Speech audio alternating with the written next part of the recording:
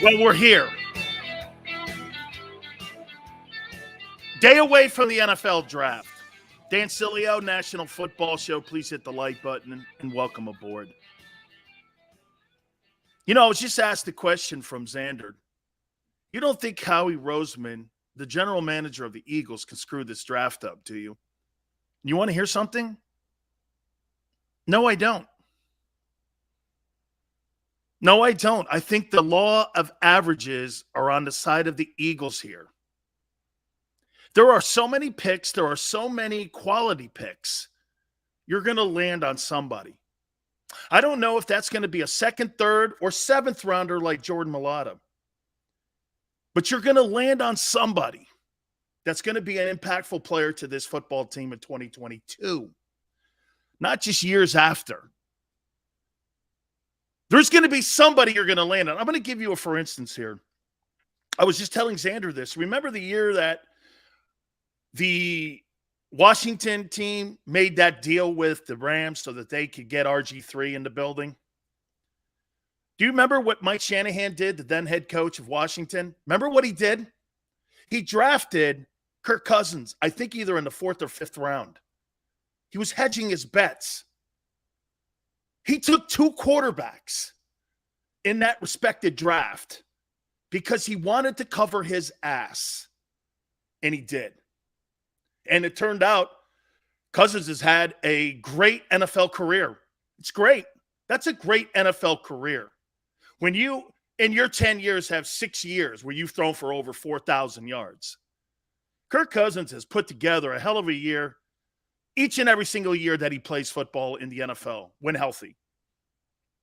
Has he been the winner that everyone has expected? No, but when you look at Kirk Cousins' career, he's overachieved. And so you're going to land on somebody like that, in my opinion. So, can the general manager of the Eagles screw this up? And by the way, welcome aboard, Eagle Management. We appreciate you coming aboard each and every single day. Thank you. Hey, and for the record here today, our first 2 hours wide open. Final hour, 2 Hall of Fame voters and guys that'll give us some perspective. A guy who was involved in the very first draft television-wise. Our dear friend Howard Balzer from Sports Illustrated, he did the first draft in the history of the NFL broadcasting the draft. Howard Balzer, who works for SI now, got a little bit of breaking news also when it comes to Kyler Murray. That'll be in the final hour, 3rd hour. And then Rick Gosselin will give us from Talk of Fame Network, also a Hall of Fame voter, on the direction of the Dallas Cowboys. Remember something when we do our show here. There is one thing you always have to remember. Who is the one team in the NFC East that you always have to outperform? Who is that team? It's the Cowboys. We have to draft. We have to recruit. We have to sign free agents to combat what the Cowboys are going to do because Jerry Jones has an open checkbook, and we all know how Jerry works his football team. Jerry Jones is always going to be in the NFC East, in my opinion, until the Giants or until we see Washington kind of get back up to where they need to.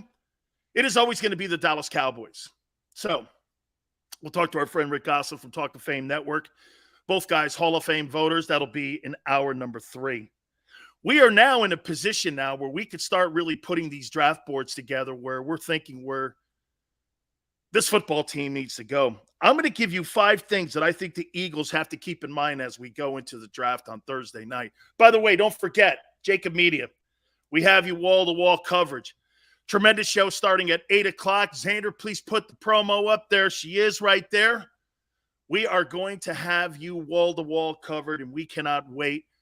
Pick by pick. As we get down to the 15th and 18th pick, you'll have the best coverage of anybody around when it comes to covering the National Football League draft. Should the Eagles move up in the draft? There's a couple players that I think that the Eagles should circle if these players, funny, Xander was even saying something like that. Would you maybe go up and get a guy? Would you go up and get a guy? We'll talk about that. You know, before I get into the topic, the 5 things that I think the Eagles have to take a look at, as we get ready for the Thursday draft. I want to read you some names here. Okay? And you tell me if the Eagles should draft and use one of their first-round draft choices for a wide receiver. Do me a favor, okay? Listen to these names, all right? Cooper Kupp, A.J. Brown, Deebo Samuel, Devontae Adams, DK Metcalf, Stephon Diggs, T. Higgins, Tyreek Hill, Terry McLaurin, Allen, Hunter Renfrow. All of these players are players that were not drafted in the first round.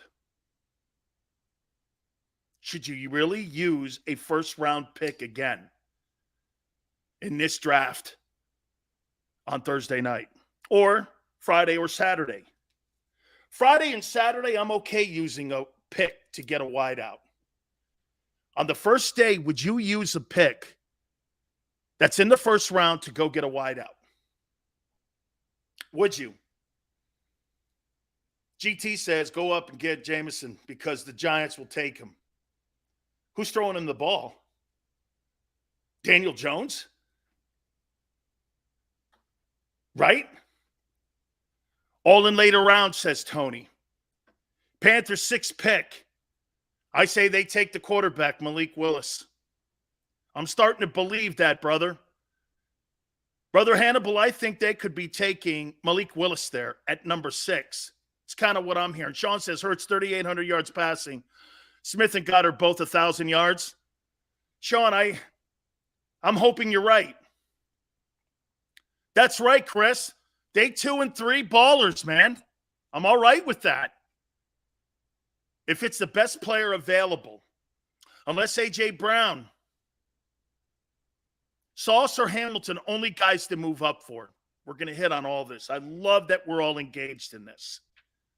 This is in Big Sills' wheelhouse here because I have been around some of the greatest drafters of all time.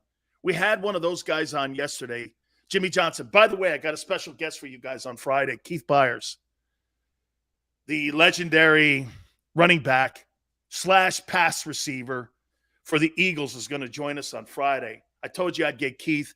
Him and I have been going back and forth on trying to find a time. So Keith Byers, I know you guys love that because he's off that Gang Green team. He'll be with us on Friday. Thursday, we're going to kind of keep it simple because, there's going to be a lot of news that are going to go around. Oh, smile. I think Keith Byers, I forget who won the Heisman that year, but I think it bugs Keith that he didn't win the Heisman that year. I forget who it was. I think it was 85. I can't remember, okay? I cannot remember who won the Heisman Trophy the year that Keith came out. What a great football player. Hey, Big Leroy, that kid from FSU is one whale of a player. Stick to the SEC, says Sean. Sean, you can't go wrong there. Southeastern Conference? Absolutely. How about this? You guys agree with me when I say this about SEC guys? You could have a 4-star SEC guy, and then you're talking to me about a 5-star Big Ten guy. Who would you take? Right? Who would you take?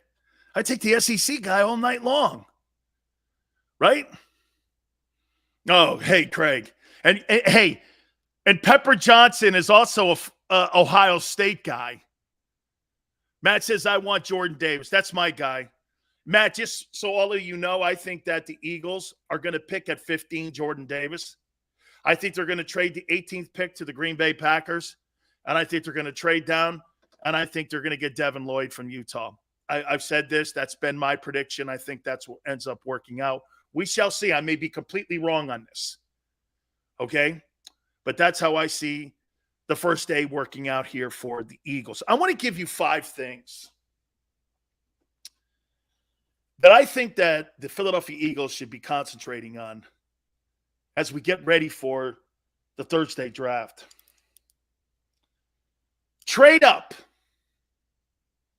Trade up if you see this. By the way, I'm going to tell you something a little bit more. I watched Kayvon Thibodeau's tape a little more. And I'm hearing Howie really loves this kid. Thibodeau, Jordan Davis, Sauce Gardner, or Jermaine Johnson. If those players are within reach of 15, I say you package a deal up with 2s and 3s to maybe move up 2 or 3 spots and land one of those guys. I'll tell you something. When you watch Thibodeau,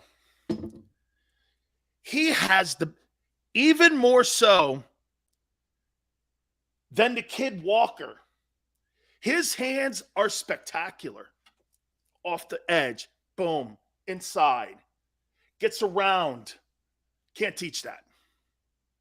The more I watched his tape last night, exceptional hands. And that's what you want in an edge rusher. Okay? Michael Parsons has that. Exceptional hands. Do you know how long it takes? And this is one thing Aiden Hutchinson doesn't have. He doesn't have these exceptional hands like Thibodeau does. Thibodeau's like this, engages, gets up, does the rip, comes over with the swim, boom, dang. I mean, all the things, he's great at not staying engaged with the linemen. If that kid's within reach, say he's at 10, that may be a little bit too much for Howie to go up, but if he starts sitting around 12, I could see Howie Roseman moving up to get him, Jordan Davis, Sauce Gardner. If they're here, how about this?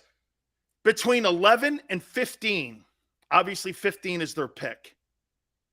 If they're in that room, 11 to 14, I make a move to go up and get one of these guys.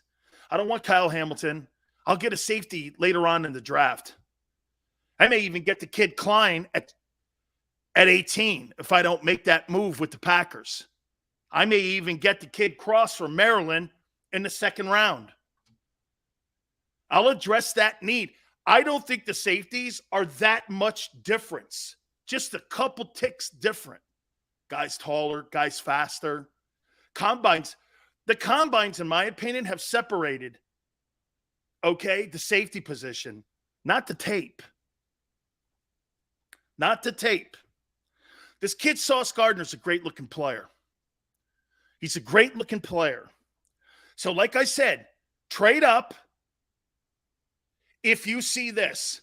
Thibodeau between 11 and 14. If these players are between 11 and 14, one more time. Thibodeau, Jordan Davis, Sauce Gardner, and Jermaine Johnson, the defensive end from Florida State, I would trade up and get one of these guys. Okay? I'm proving a point to you on wide receivers. I don't have to use a first pick to get a star. 60% of the Pro Bowlers in the last decade weren't first-round draft choices. The chances of you landing a star wideout in 2 and 3 are higher than you landing on a star in the first round. Don't let the name on the back of the jersey pollute your brain when you're looking at what the stats and also what trends are telling you. The trends are telling you you don't have to use a first-round pick to get a wideout that's going to be an impact player on your team. It's facts. This is not my hyperbole here. This is facts. I've named you all these. The top wide receivers in the NFL are all non-first round guys. Cooper Kupp had a legendary year. He wasn't a first round pick. Okay? Trade up. If those guys are there.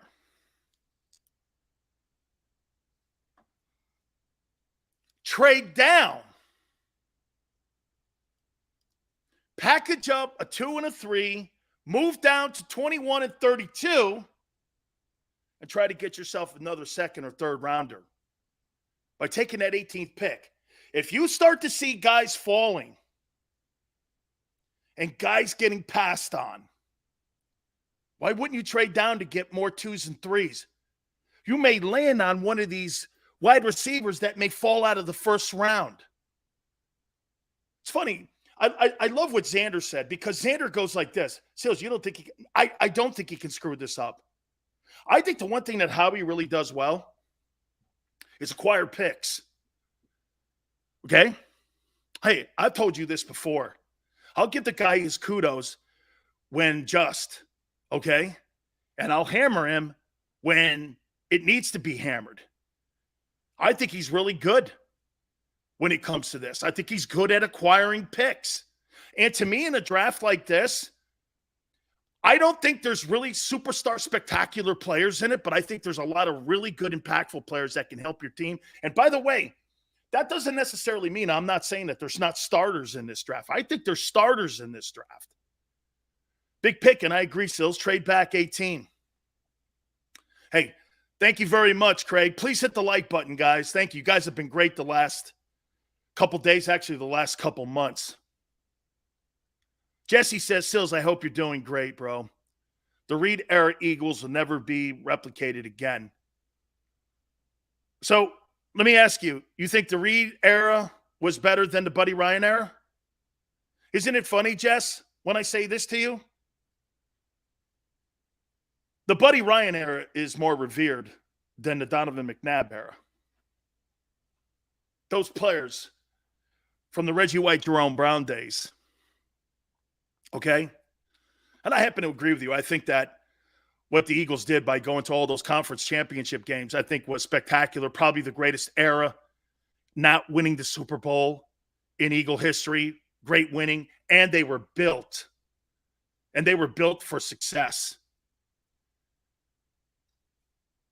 Don't trust Howie to trade back. Paul, but here. Hey, Trev, thanks for coming aboard, brother. Thank you. Acquiring picks, though, in this draft, I think could be – listen, do you know what I think? I'm going to show you this here. The more picks Howie has, the less chance of him effing up are and finding a superstar. Look at all the first and second and third rounders they have for the next 2 years. There's going to be a guy in the bunch, just the law of averages, is going to pan out where somebody is going to be an impactful player for that Eagle team. Xander said something. He goes, and I'm paraphrasing here. He's like, we just got a good team now. This is a chance to become a great team. A chance to become a great team. I'm going to tell you a little thing that I've changed my thought process on free agency and why the Eagles didn't go into free agency. I'm going to explain, but I want to get through these 5 things. Number 3, I don't believe that the Eagles should use a first-round pick to get a wideout. I just don't. The intel and the trends have been the better wide receivers are in rounds 2 and 3, not in round 1. I'm not suggesting to you that there's not going to be a kid that'll be taken in the first round, one of these Ohio State kids or what have you. But remember something, too. It's where they land. Let's take a look at that, for instance. Say these wide receivers go to a place like the Houston Texans. So you think Wilson or any of these people are going to have a great rookie season? With the quarterback they have in Houston? Barrett Brooks, I would trade one of the first and second round picks. Pick up George Pickens and Quay Walker in the second. I love that, Barrett. By the way, Barrett said something today on Sports Take that was so spectacular. It was so spectacular that I'm stealing it. He's dead on with this one take. Let me finish my fourth and fifth one here. Find an impact safety. He and I both like the kid from Maryland. You can get him in the second or third round. I don't have to waste the first rounder on Kyle Hamilton. Kyle Hamilton and him, I think this kid actually from Maryland is faster. He's rangier. I think he's a bigger hitter. Not saying the kid from Notre Dame is not good. But why would I give up a 1 when I could get almost the same duplicate player in the 3rd? Why would I do that? Also, punter. Matarazza from San Diego State. You want your field position changed? This guy could be a player like Ray Guy, Reggie Roby, someone like that could change field position for you. You need a special teams guru. He could be this. This kid's out of San Diego State. I'm not saying 1st, 2nd, or 3rd, maybe a 4th rounder if he's sitting in there. There is nothing better than having a punter that can change field position for you. Nothing. Kicks you out of trouble. And when you have a quarterback that you're still developing and you see a lot of 3-and-outs, your best friend's the punt. Your best friend is the punt. You use that for this kid. Listen what they're saying about him. Barrett's like this. We need a punter bad to flip the field. He knows this, especially when, dude, if I had Tom Brady, my punter, when I have a quarterback like that, I need to help him. If I don't have star wideouts, I want a star punter. Flip the field on it. Flip the field. Let your defense play. Give me some more here. So, trade up when you see one of these stars. Trade down, 21-32, somewhere in there. Get yourself a 2 and a 3 out of it. Don't use, in my opinion, your 1st-round pick to get a wideout. Find an impact safety and get yourself this kid from San Diego State, the punter. Field position's everything in the NFL. Now I'm going to tell you what Barrett said. Now I know why your 17 team fell apart. He is so right. It was an innocuous comment that he threw out, and I don't think the other guys heard it. But I did. Barrett's like, the price of free agency today. When you go out and you spend top dollar in free agency every year you're fighting cap issues. And you have to release and cut, release and cut, release and cut. You're not developing. You're not developing your core guys. How many teams do you see go out and make all these moves for free agents and they have no core group of dudes to develop? You're not developing anybody. You're cut. The problem with the Cowboys, though, Barrett's right. The Cowboys have done a nice job when it comes to drafting, but you know where the Cowboys wrecked that whole thing? They overpay for their services. And then they find themselves in cap hell. Instead of letting the contracts and being patient, they want to overpay right away. Before you know it, you're paying Ezekiel Elliott too much money. You got to jettison Amari Cooper. You're paying too much money in the O-line. And your quarterback you overpaid for. So they're fighting cap issues now because they overpay, not because they didn't draft well. Jerry's not patient. He's not patient. Okay? Jesse says, I hope the Eagles are watching. They are watching. My emails dictate they're watching. Okay? That's right. King says, Howie stopped developing after the Super Bowl. Barrett's take was, well, look at all the people they brought in. They had to get rid of them. And as the price of free agency now has gone up, you're going to be against the cap all the time. So Howie sees this. And in the end, guess what? Howie's right. Howie's right. Look, did Barrett and I and everybody want to have Deshaun Watson? Absolutely. Absolutely. One of the big name wideouts? Absolutely. But I see what he's thinking. If I pay all this gigantic money, we're going to be up here against the cap every freaking year, and we'll never build the stable foundation to build the championship team. I even get an da-da-da. He's right. It was just an innocuous comment, and I said, he's so effing right on there. I never thought about it because the price of free agency.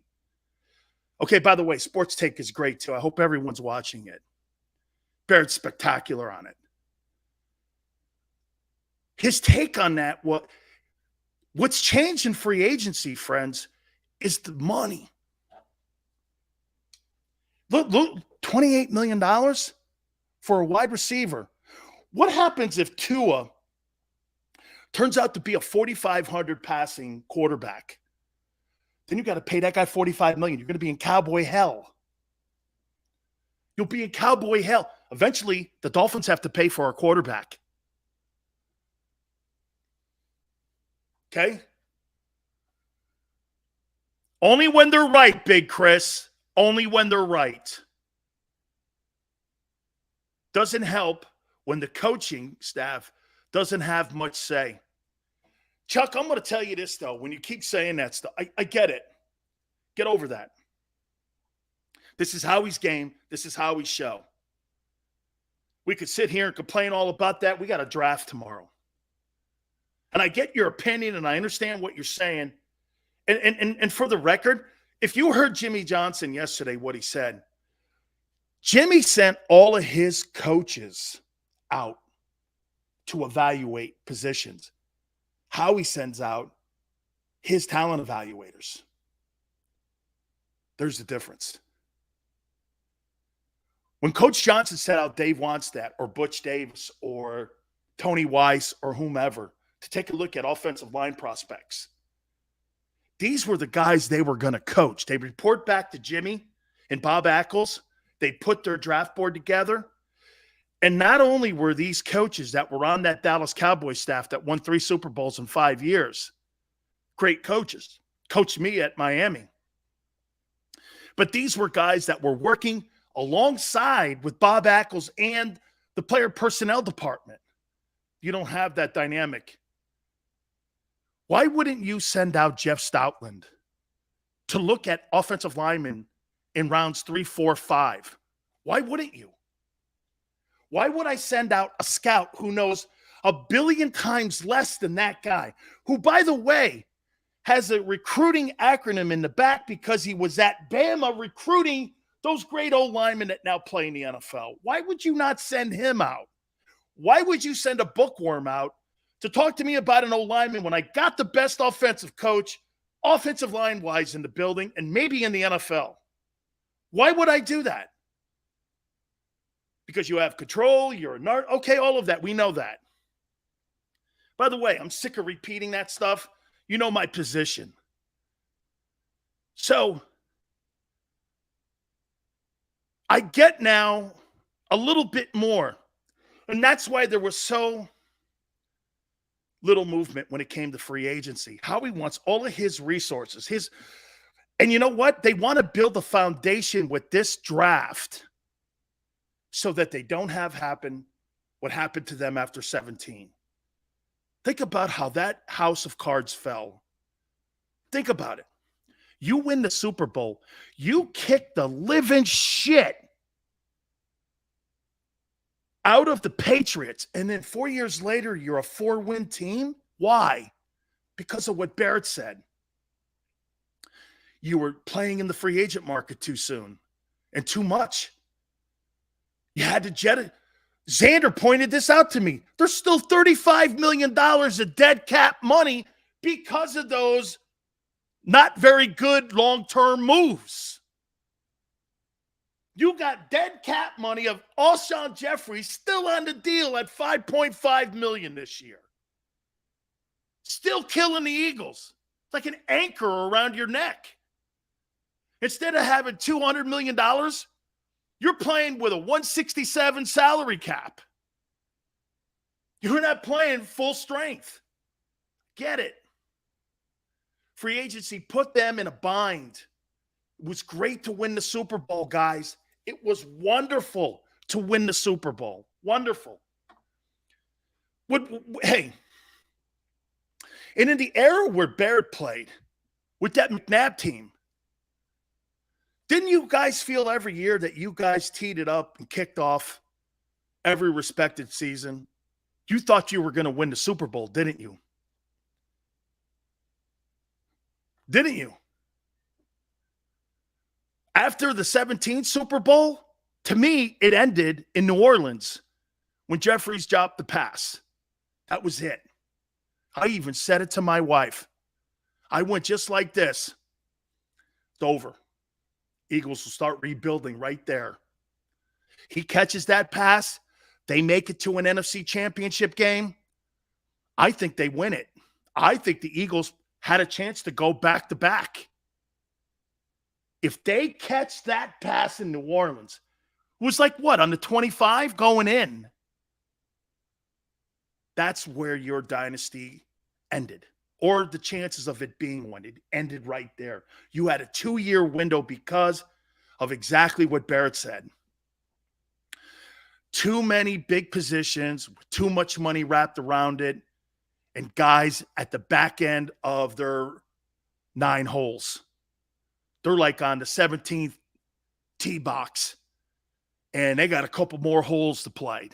And that's what happened to them, and the house of cards fell in. They do not want to have that go down this time like that. They want to build the foundation. And these next 2 years, that's what, don't you see? That's why the 3-year contract coincides with the thinking process of what they're doing here. You know, I put it all together today, and I put the deck of cards together today after Barrett's comment. Yeah, man, free agency is just too much money nowadays. Plus, okay, if you miss on that, you're in cap hell for the rest of the next 3 years. You are in contract hell. The Cowboys are in contract hell because they put them, get this, the stuff that the Cowboys do, it's self-inflicted. They didn't have to give these contracts and extend these guys. They could have played it out, but Jerry falls in love with his guys. Remember what I told you. Always fall in luck and in like with your guys. Don't fall in love with anybody. Belichick didn't even love Brady. They fell in like with their guys. Hey, I really like this guy. Don't fall in love with anybody because then emotions come into it. The Fletcher Cox deal, this is where I disagree with Barrett. I would never have signed him to a $14 million one-year deal. He's not a $14 million guy. No way. No way. No way. 7 at most. You think Fletcher Cox would have got $14 million in the open market? No way. Maybe I'm wrong. No way would he have gotten 14 in the open market. I don't think. Especially coming off the year he did. I mean, there were games he had goose eggs up. Now, was it a different system? Absolutely. Could you have put that into the context of, I didn't know what was being, absolutely. We'll find out this year, though. It's being paid $14.4. Chris says Honey Badger's still out there. Why would I pay for Honey Badger at $11 or $12 million a year when I can go out and get a safety in the draft that I think could really be a fine ball player, the kid from Maryland? Why would I do that?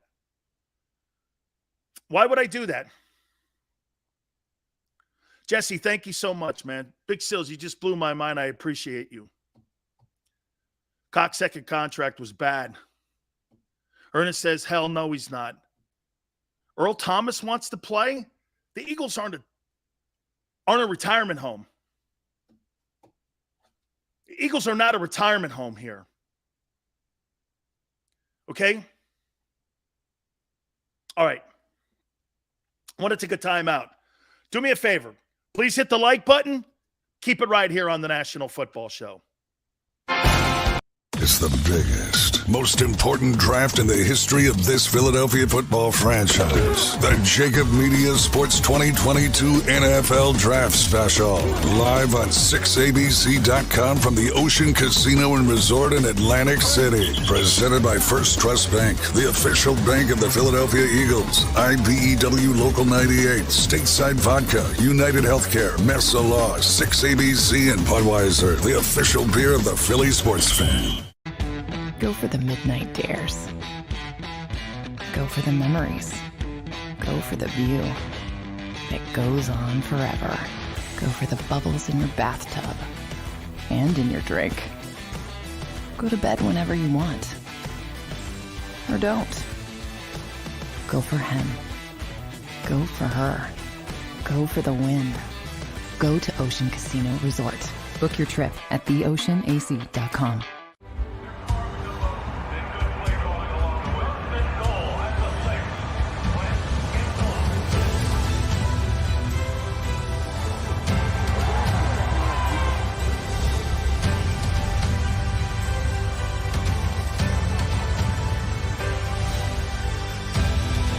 On the field of life, First Trust Bank is there for you.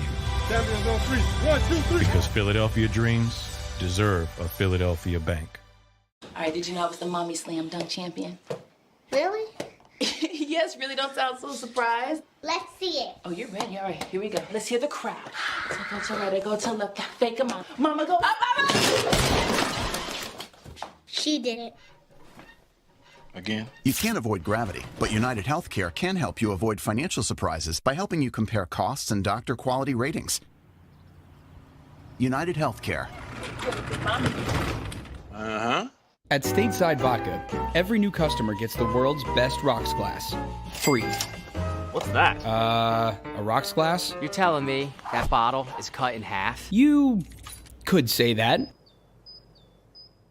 Holy shit. The glass is for cocktails, right? It's for this, this, this, and that. Is the length of the glass equal to your... You betcha. But is it made out of... Glass? Yeah, okay, but is the rip... Smooth? Will you stop doing... That? I'm the professional here. And you're telling me I can get one of these glasses for free? That's right.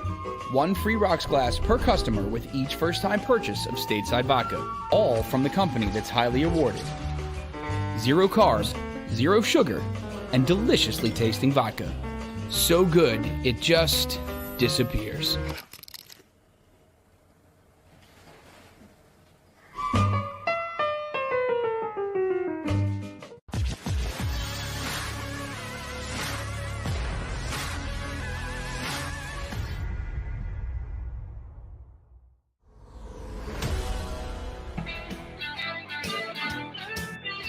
Welcome back. National Football Show. It's your boy, Big Sills. Appreciate everyone coming aboard. Please hit the like button. By the way, just to make sure you guys can hear me well, dear. Having a little bit of technical issues maybe there. Hopefully everybody can hear Big Sills here. Thank you so much for coming aboard. We really appreciate it. Hour number 3. We got a packed show, okay? Packed show for you, man. Okay? Packed show. Packed show. Howard Balzer, part of the very first broadcast of the NFL draft back in the day with ESPN, and our friend Rick Gosselin. What are the Cowboys going to do in the draft? We'll talk to our friend from Talk of Fame Network, both Hall of Fame voters. So I see you guys saying Earl Thomas. Earl Thomas is a fine ball player. Thank you, William. Appreciate it, brother. Any interest in Robert Quinn? 18.5 sacks last year. Chicago Bears reportedly have him on the market. A little long in the tooth. 18.5 sacks last year. Would you, by the way, Butch Davis recruited this kid, I believe, from North Carolina. Chris is like, Quinn's still in the league. Chris, he had 18.5 sacks last year. Okay? Yeah, he's still in the league. This guy almost had a 20-sack season last year. Quinn is all rush. But yes. Hey, he's a little long. And hey, will somebody do me a favor?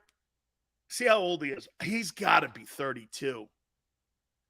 Because I'm with you, man. He's played a bit in the league, right? He's got to be a 10-year guy. I think he's got over 100 sacks. He's been didn't he start with the Rams or something? He's 31. Wow. He's younger than I thought. I thought he was 34, Lewis. 18.5 sacks. MJ's 31. Craig says he's got to be more productive. 101 sacks.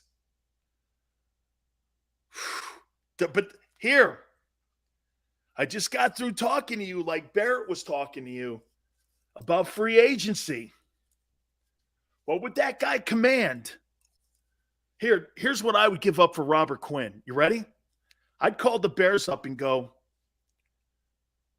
I'll give you a 3.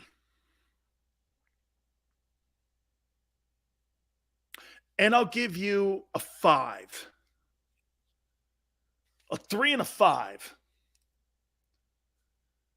Okay? 3 and a 5. Would you do it? For Robert Quinn. I don't even know what he makes. Got to be big money, too. Sills, it's too early to celebrate. I'm not celebrating anything.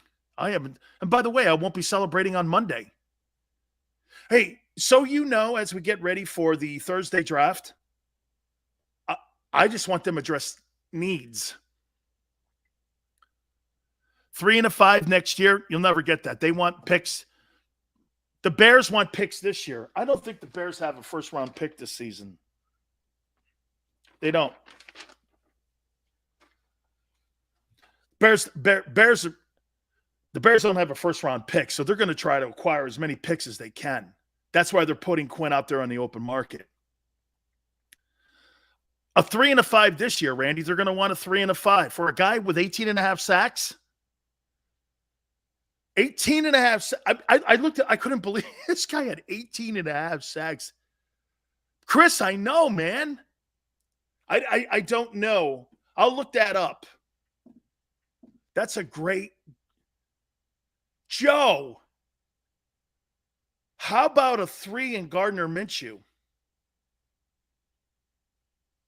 For Robert Quinn, I think Justin Fields is a bust in Chicago. Sorry. I even tweeted that out. No way. I don't care if you bring in Jerry Rice. That guy's not ever going to be anything. I said it from day one, and I'm going to hold to the guns on it. I think Justin Fields is nobody. He is not an NFL quarterback. He's an athlete playing quarterback. I do not see it. I'm not giving Dillard up. Barrett's too high. Barrett's saying that you could potentially get a 1 for him.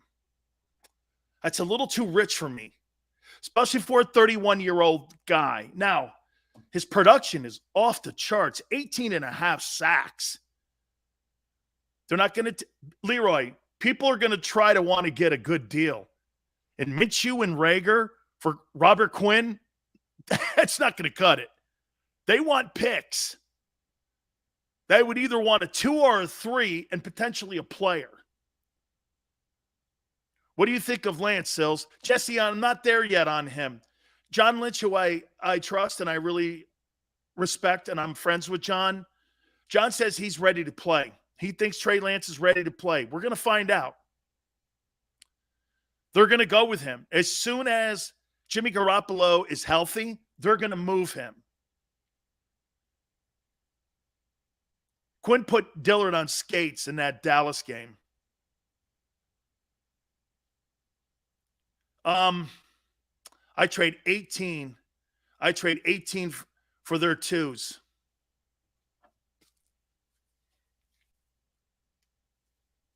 God, that's good. Damn, that's good, Barrett. Yeah, Barrett's playing the averages. He's right. I'm gonna give you the list again to what Barrett's talking about. Cooper Kupp, A.J. Brown, Deebo Samuel, Devontae Adams, DK Metcalf, Stephon Diggs, T. Higgins, Terry McLaurin, Tariq Hill, Hunter Renfrow.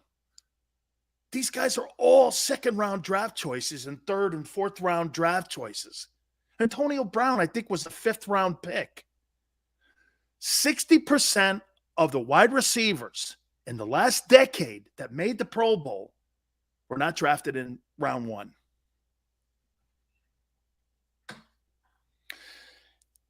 And to Barrett's point, let me show you this one too. What do you think is the most successful round in NFL history? This is from Bledsoe. Now, most of you out there don't know who Bledsoe is. Bledsoe is the service that all NFL teams use except the Raiders. It's a service where they have scouts that just go around. And what they'll do is they'll put a preliminary list together, and then they'll turn it over to NFL scouting departments, and they'll take the list of all the Bledsoe kids, maybe 250 of them. And then what they do is from this list, they take the top prospects in the country, then they start building their own board. That's what Bledsoe is. Bledsoe, you'll see you really, a lot of you that are outside the game don't really know who Bledsoe is. Barrett and I were in the Bledsoe system. They took the top kids, and what they do is they give you the top 300 kids in the country.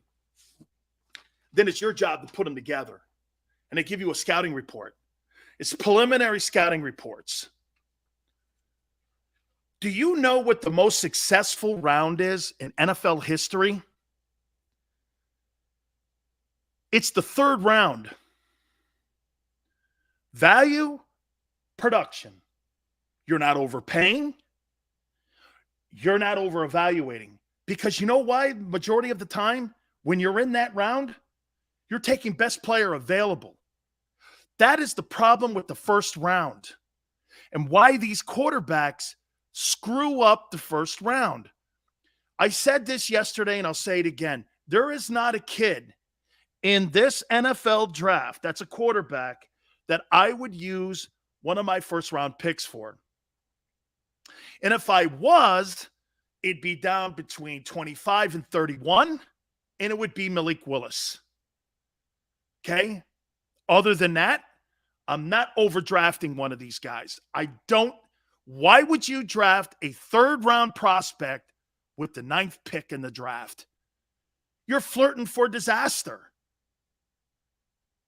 What if he pans out, Sills? Do you know the chances of a guy with a third-round grading quarterback translating into, even if he has a good career, the chances of that guy being the 9th pick is slim to none. Slim to none, living up to the 9th pick in the draft. Watch this. The kid Baker Mayfield was the number 1 player taken overall. The chances of him ever living up to that pick are over with. He will never live up to that. Could he have a good career? Absolutely. But there was a guy that should have been drafted in the 3rd round at best. It is the prime example of overdrafting. Okay? Prime example of it. That's right, Chris. Desperation.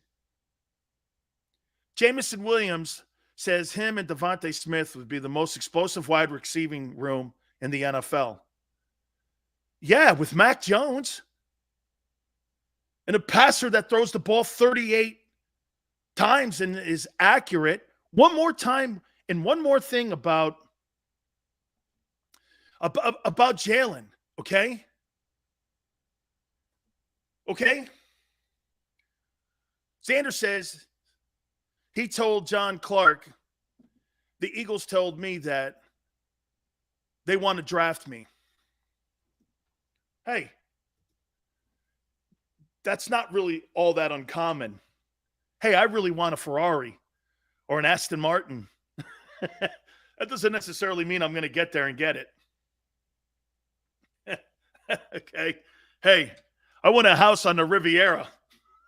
Okay. I'm Big Seals would be more apt to get a bungalow. Okay? That's telling the kid that they think he's a good player. Nobody's saying that Jameson Williams is not a good player. But why would I use a 1 when I know I don't have to? I don't have to. I'm going to get a kid in 2 and 3 that's going to be exceptionally productive. And one more time on Jalen. Here's my scouting report on Jalen Hurts. He's not accurate. He's not technically sound. He's a great leader. He works hard. His teammates love him. He does a great job at moving the sticks for his ability. He's an above-average runner. Is he a winner? Yeah. Yeah. But is that good enough? Remember what I told you. I agree with Barrett on this one. Watch this. I think Jalen Hurts is going to improve. I think he's going to improve a lot in 2022. He's going to go from where he is now, here, to probably here. Sir. Probably here. Is that going to be good enough for Jeffrey Lurie and Howie Roseman? That improvement when they want this.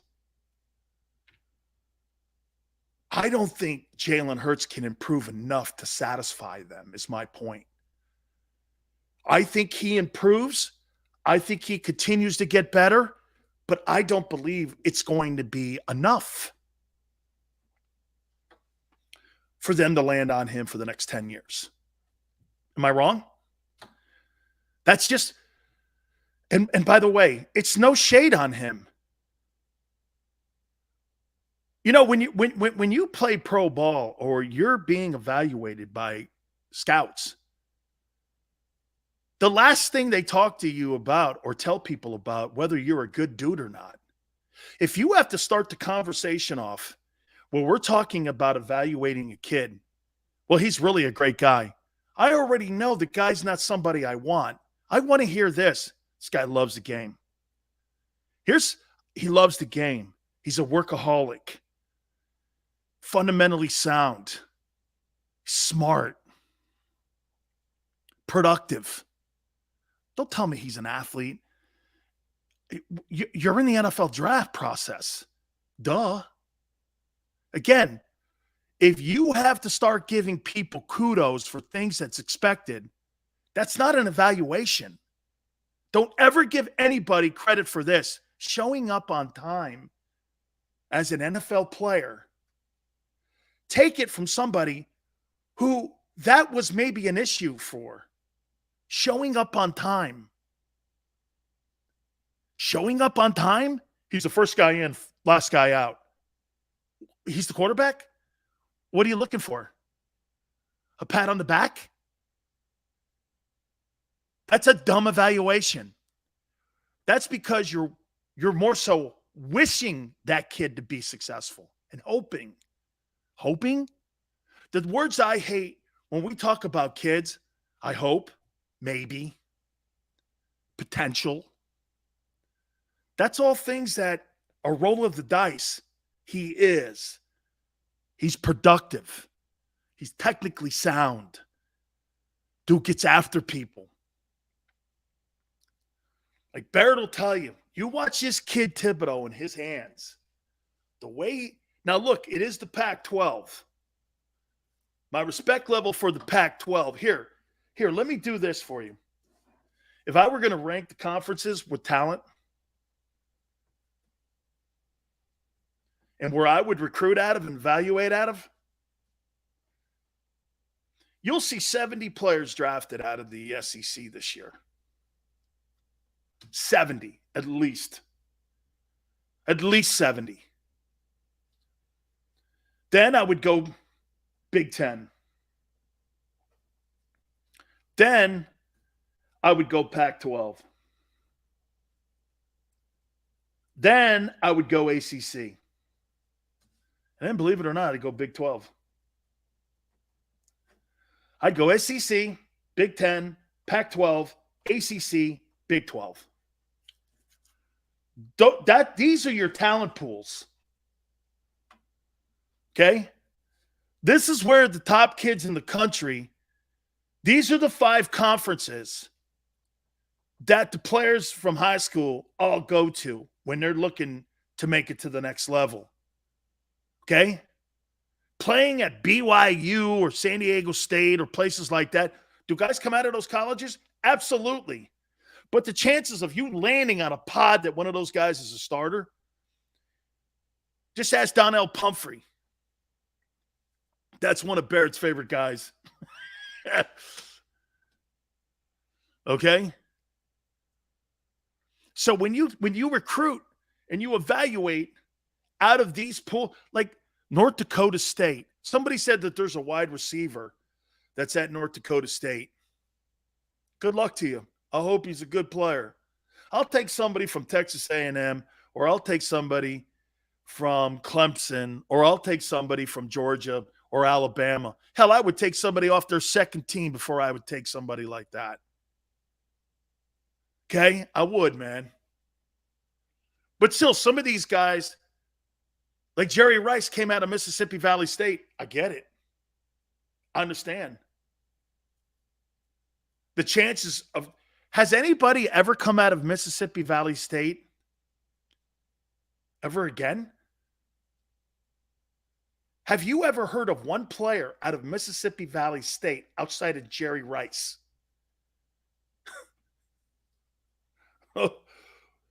It's a once-in-a-program dude, is my point. Bill Walsh. Okay? Feast. Lou Fickle does a really nice job at Cincinnati. That's Conference USA, right? If you want to go Conference USA 6, I don't have a problem looking at some guys at a Conference USA 6th. That's Conference USA, right? Okay, so you have Conference USA there 6th. Conference USA is pretty it's not the Big 12, but I'll tell you what, the Big 12 and Conference USA will look a lot alike after Texas and Oklahoma leave for the SEC. Okay? They will look a lot alike. T.O. Chattanooga, I couldn't name you another guy coming out of those programs. Absolutely, Feast. And I said, there's not guys that come out of these kind of programs. Remember Darrell Green? What was it, Texas A&I? He was like in that 83 draft, the greatest draft in the history of the National Football League. I think he was the last player taken. Think about that 1983 draft.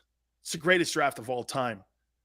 The first player taken and the last player taken in that draft were Hall of Famers. And all the littered Hall of Famers that were in that draft, it's the greatest draft in NFL history. All those quarterbacks and Hall of Famers, Marino, Elway. Okay? I mean, just spectacular. Villanova with Howie Long. Okay? Big Sills, Sydney. Big body separation specialist means Pierce 6'3" and Watson 6'4" are separation specialists. Check them out. Pierce, Cincinnati, Watson, and Dakota. They are freaks, like Malata. I don't have a problem with the Cincinnati guy. The North Dakota State guy, he's going to run in open space like it's punt returns. Sydney, I'm not Sydney. I think when you look at what Sydney says, Watson, a human freak. I'm not drafting somebody out of Gold's Gym. I want a football player. I want a football player. 92 draft, not even near the 83 draft. How many Hall of Fame quarterbacks did you have in that draft? How many Hall of Fame position players like Bruce Matthews? Oh, my God, that draft was so insane. I might take a look at that draft and just read it down the list to you of all the players that played. Some of them played in Brian Westbrook, Howie Long, and Villanova. Boy, great guys. Two good players out of their foot. I didn't even know Villanova. Does Villanova have a football program? Do they have really? I knew they had one back in Howie's day. Do they have was it Division II or 3 or something.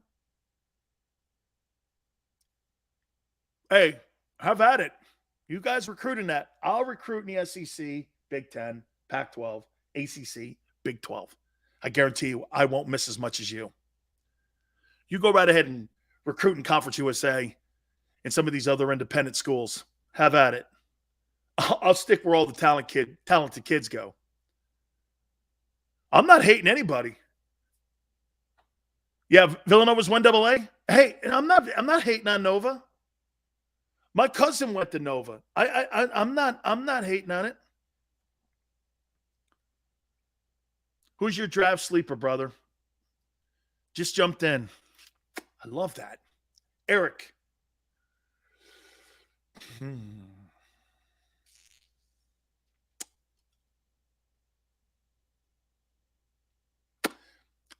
I think it's the safety from Maryland, Cross. Remember I said it. I think it's the safety from Maryland. I don't hear, guys. I'm telling you, man, because he's going to go in the 3rd round. Okay? Okay?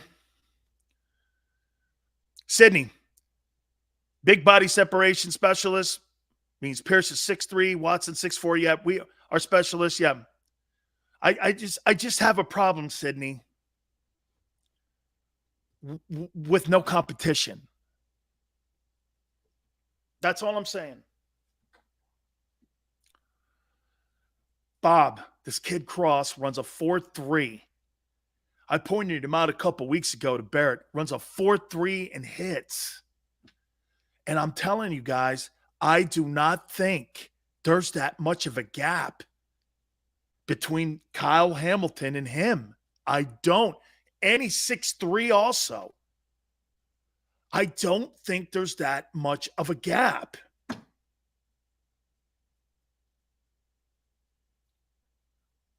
Hey, 252. If it came off that I was throwing shade at Nova football, I promise you, man, I'm not. And you know what, too? I don't care what division you play. Get to the NFL, man, and you can make things happen. More power to you.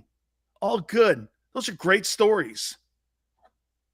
Those are absolutely sensational stories. Spike, he's my sleeper. Randy says, I like Chad Mama, linebacker. 242, 142 tackles, sack and a half. Hey, see, Randy, when you put 142 up to me, that's productive. That's production. When you start putting 40-yard dashes up to me, see what Randy did right there? Randy put up production instead of physical attributes. That was one of the things that when I came on, oh my God, today's my year anniversary on JAKIB Media. Today's my anniversary. We started today. 1 year from today. 1 year from today. Me and Xander started this thing a year ago today. Hey, today, we started this. From 50 views to now where people check us out, including the Philadelphia Eagles.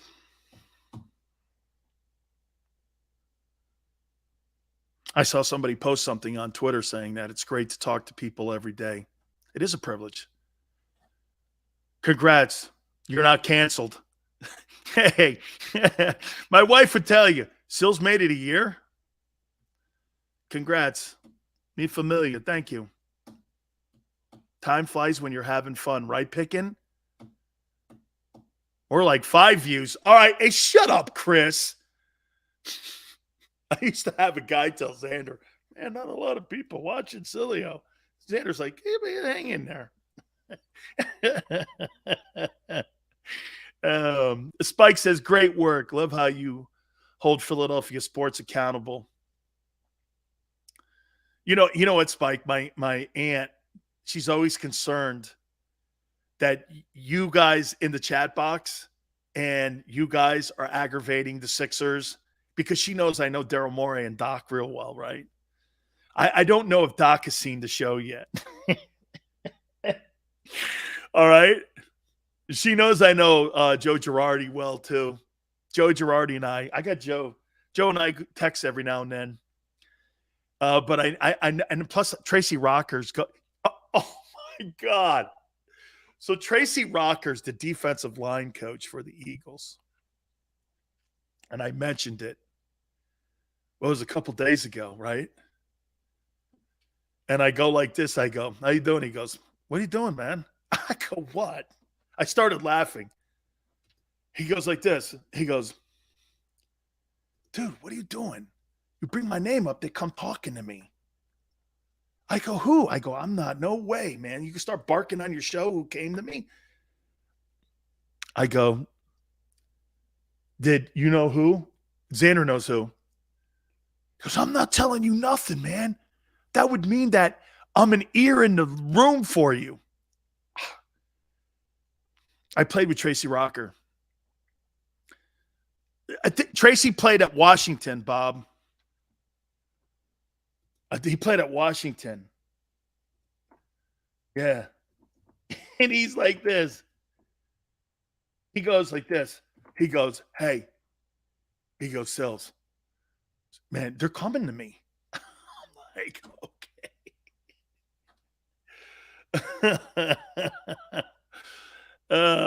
Yeah, he played in Washington. He hurt his knee in Washington, did Tracy. Tracy won the Outland Lombardi Trophy at Auburn.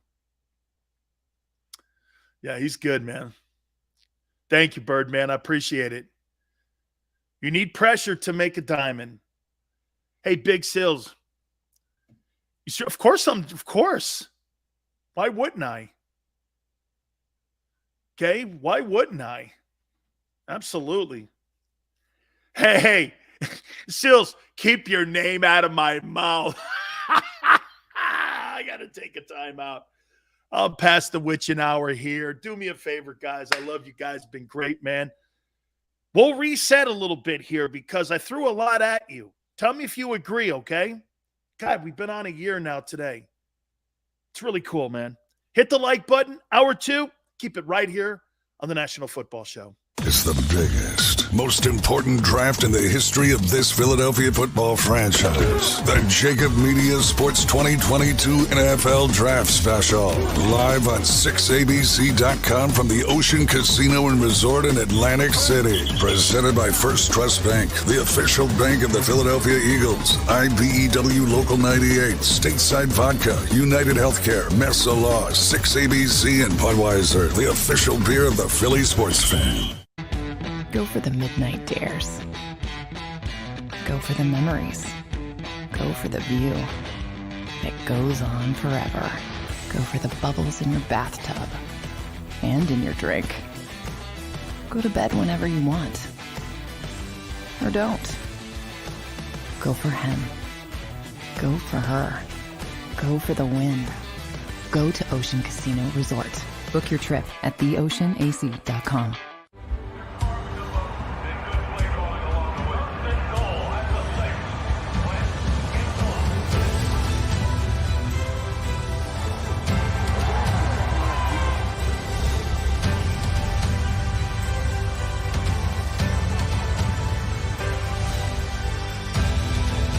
Field of life, First Trust Bank is there for you. Champions on 3. 1, 2, 3. Because Philadelphia dreams deserve a Philadelphia bank. All right, did you know I was the mommy slam dunk champion? Really? Yes, really, don't sound so surprised. Let's see it. Oh, you're ready. All right, here we go. Let's hear the crowd. So go to right, go to left, fake a mom. Mama, go up, She did it. Again? You can't avoid gravity, but United Healthcare can help you avoid financial surprises by helping you compare costs and doctor quality ratings. United Healthcare. Uh-huh. At Stateside Vodka, every new customer gets the world's best rocks glass. Free. What's that? A rocks glass? You're telling me that bottle is cut in half? You could say that. Holy shit. Glasses for cocktails, right? It's for this, this, this, and that. Is the length of the glass equal to your... You betcha. But is it made out of... Glass? Yeah, okay, but is the rip... Smooth? Will you stop doing... That? I'm the professional here. And you're telling me I can get one of these glasses for free? That's right. 1 free rocks glass per customer with each first-time purchase of stateside vodka. All from the company that's highly awarded. 0 carbs, 0 sugar, and deliciously tasting vodka. So good, it just disappears.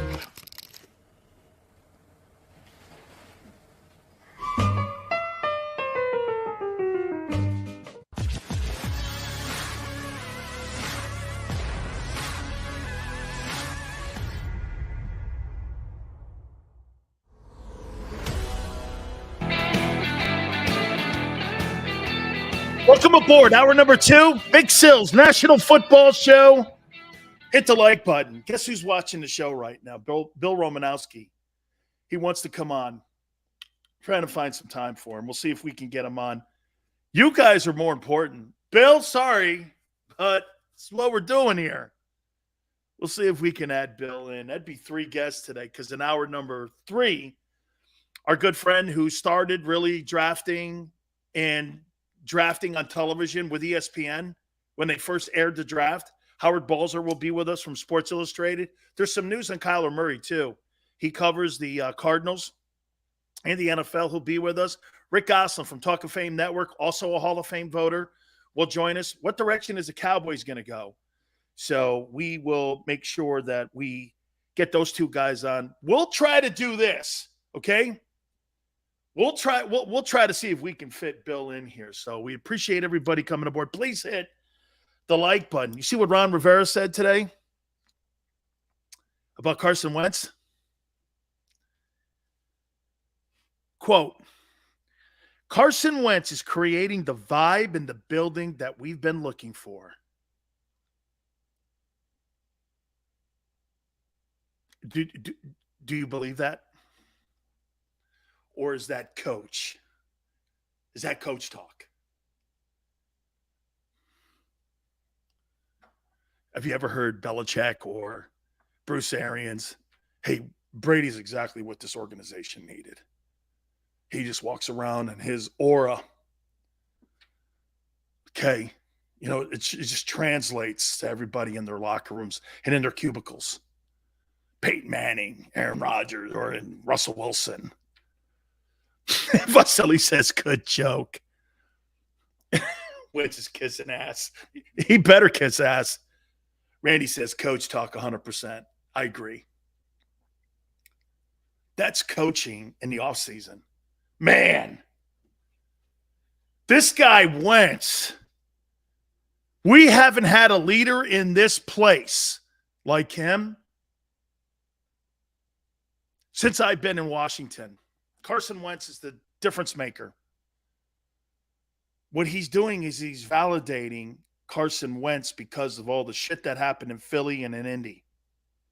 And to me, Ron Rivera puts his reputation on the line for that. Ron knows this has to work. Hey, could I still see Washington drafting a quarterbacks in 2 and 3? Oh, yeah. Yes, because you've got to hedge your bets here on Wentz. That's what the Eagles did. Howie, get this. Think about something here. Not even Carson Wentz's final season. Carson Wentz's second to last season, Howie Roseman, sitting in his office, along with the owner, said, you know, I think we need to protect ourselves at the quarterback position. Let's get a guy we can trust. That's how the Hurts deal happened. He was a safety belt. He wasn't expected to come in because at best, Howie was looking at Jalen as a transition guy to maybe a guy. He played do we all agree?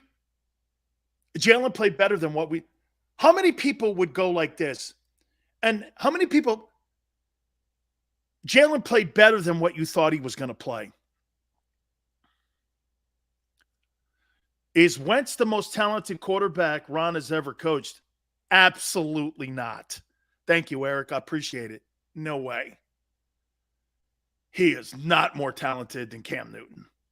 Not by far. Absolutely not. No way. No way. Before Cam got beat up, that 2015 season, that dude was a stud. Cam could play, man. Hell, I don't think he was he there for Jake Delhomme? Okay, I don't know if he was there for Jake Delhomme. Yeah, William, he won the MVP in 15. I think that was their Super Bowl year, right? I think that was their Super Bowl season. Yeah, Ron's going on a limb here, man. Ron Rivera. Oh my God, Wentz is this and when. I don't need to hear that now. And by the way, veteran players, coach is kissing his ass. That's how you read it. And by the way, if I had a friend in Indy, I'd call Frank Reich up and go, Frank. Yeah, but Frank wouldn't be fair because you know why? Frank's too close to Carson. You know what? Jim Irsay, I wonder if Jim Irsay broke that relationship up in the best interest of Frank Reich. Guys, do you agree? Maybe the owner said this. Quarterback and the coach are too close. He's not going to give a fair assessment of Carson Wentz. We had Frank on about a month ago, and you could tell that Frank didn't want to get rid of him. Oh, John Fox. That's right, Randy. Thank you. John Fox had Delhomme. Right on. Right. Forgot about John before he went up to Denver. Okay. Ernest, I think Frank's too buddy-buddy. Yeah. I think he's too buddy-buddy with Carson, and you don't really get a good assessment because Frank is really close to the guy. Right. Frank would have been fired if he didn't let Carson go and agree with Chris Ballard, the GM, and the owner. Hey, we got to get out of here, man. We can't have this. We have to have a proper evaluation. That's why they went and got a pro in Matt Ryan.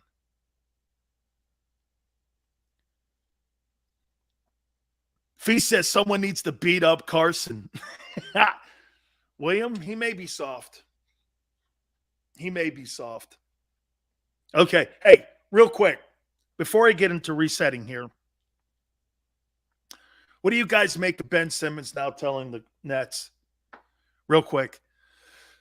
Telling the Nets that his mental status right now is causing his back injury. I've never heard that.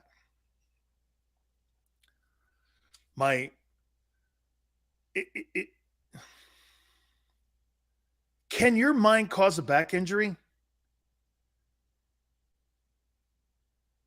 Can you like think an injury, like a knee injury and a back injury? I mean, have you ever heard that? Because this is clearly a mental thing. You say Morey won the trade? Yet to be determined. Sixers better not blow that lead against the Raptors. And personally, I don't see Harden playing all that hot. Eric, Nets are done. So personally, I think he's a prima donna. Simmons to the Lakers. He'd fit right in with that crew, wouldn't he? Look at this, man. Nobody. Now, wait a minute. So you guys are ripping Ben. How about when Lane Johnson took days off last year?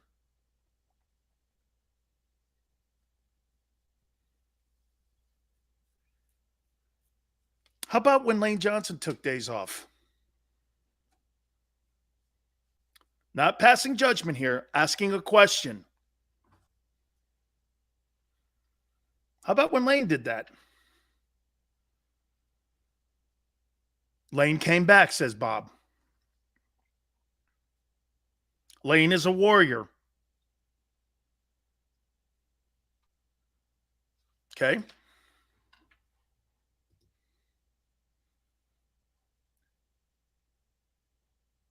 Xander talking like a Philadelphian. I happen to subscribe to this. Nobody believes Ben. Lane has built up equity in the locker room of the Eagles and in the city, and he's not a bullshitter. Lane is proven, like True says. I agree with you guys.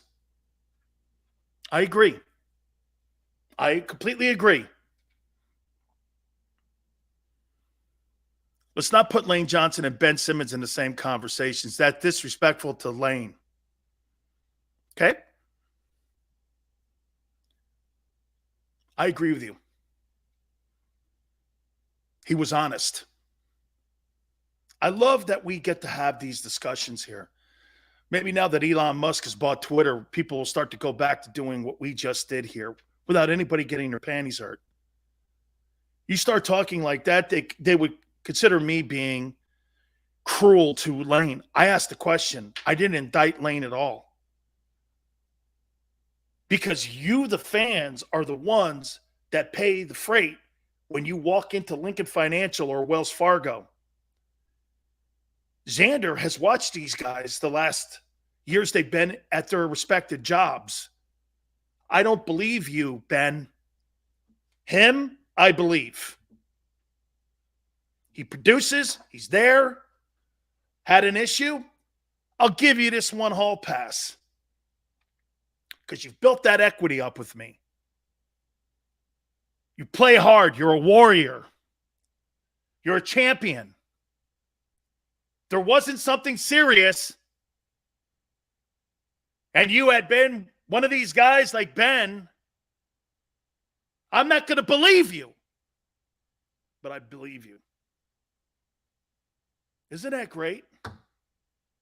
One guy who never worked on his game, never thought much of Philly, never gave to the fans, never cared what you thought. The other guy has mental issues too, but you guys were there for him.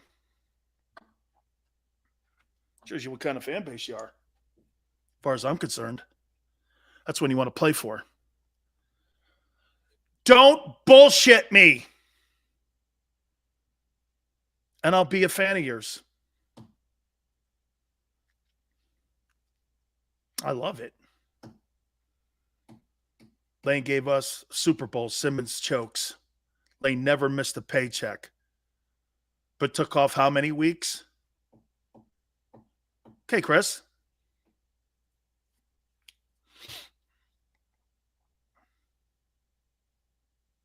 But it all, hey, Lane is accomplished, Sills. Ben hasn't done shit. Ernest, I agree. I agree. I do.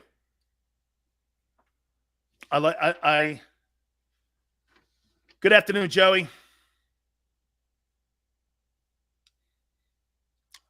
Hit the like button here. I'm going to show you guys something here. Love it. By the way, I think that's a reminder from Xander here. Wait a minute. Xander, do it again. Do it again, Xander. Hang on. Big Sills hasn't done it yet this hour. Don't forget Thursday night, 8 Eastern.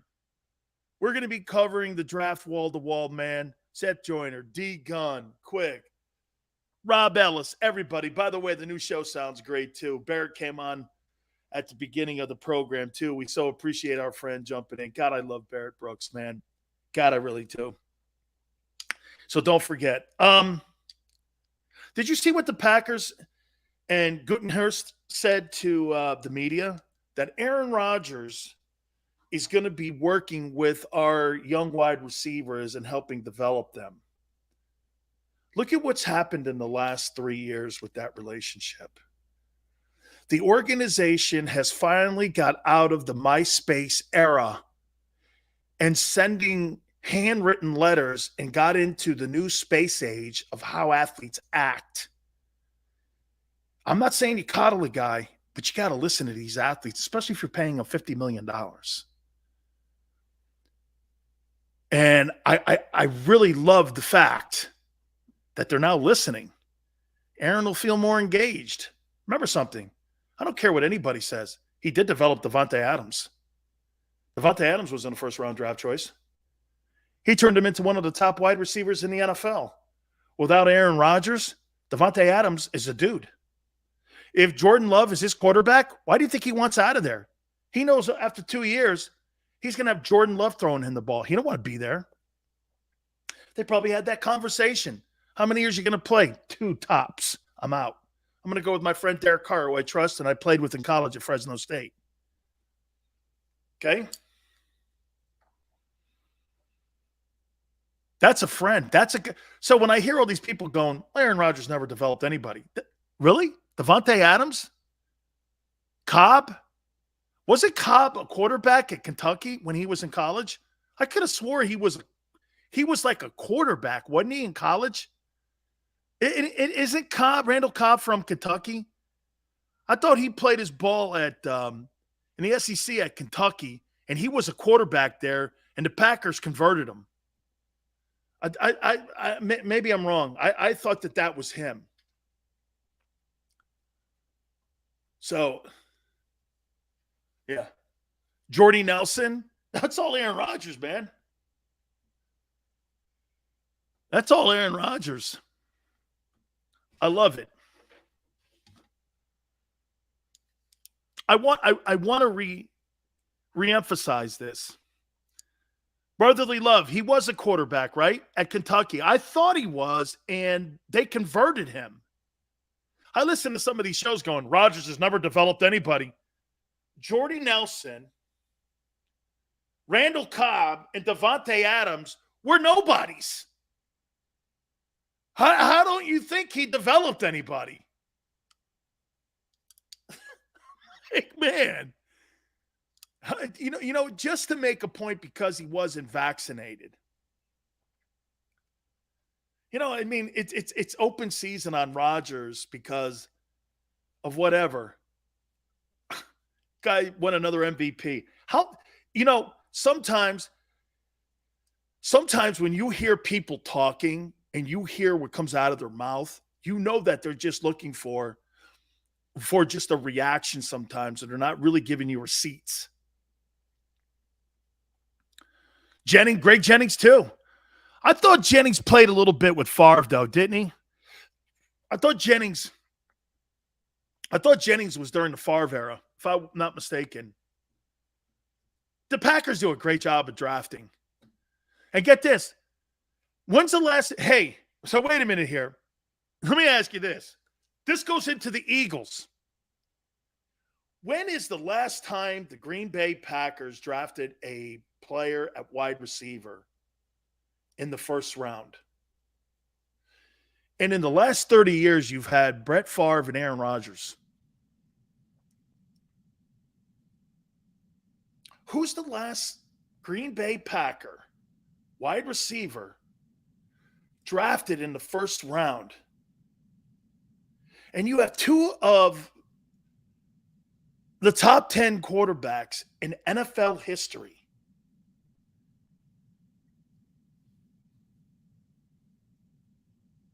Eagles Han, is it Sterling Sharp? That's my era. I played against Sterling. Who's the last wide receiver that they drafted in the first round? 2 Hall of Fame quarterbacks, too. Was Cobb a first rounder? Randall Cobb? James Jones. I got to look that up. I don't know who it is. The last time they drafted the number 1 wideout. 2002? Okay. 18 years ago? Wait a minute. 20 years ago? Number 84. Number 1, Sterling Sharp. 1988. So Kevin says it was 88. Cobb was the 64th player taking. Dude, Sterling Sharp was taken over 35 years ago. Let's just say, okay, let's say that 02 also. So Sharp and 02. Okay? Sharp and 02. Javon Walker. Okay, Chris. 2 guys in the last 35 to 36 years, the Packers have drafted in the first round a wideout. Chris, you're missing the point. Why should the Eagles draft a guy in the first round? Why should you use one of your picks to overpick a position that you don't have the guy to get him the ball yet? Why don't you draft a guy who can make a complete difference on your defense? Not overdraft a guy. And he could be what if Jalen goes down or something with another injury to his wheel? Gardner Minshew is throwing the ball to Devontae Smith and whomever. 2002 and 1988 are the 2 years that the Packers, my math is awful, man, are the 2 years that the Packers drafted a wide receiver. Let me see this here.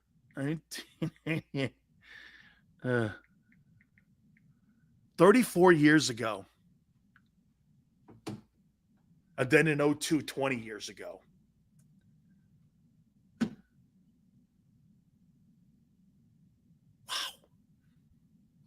Wow.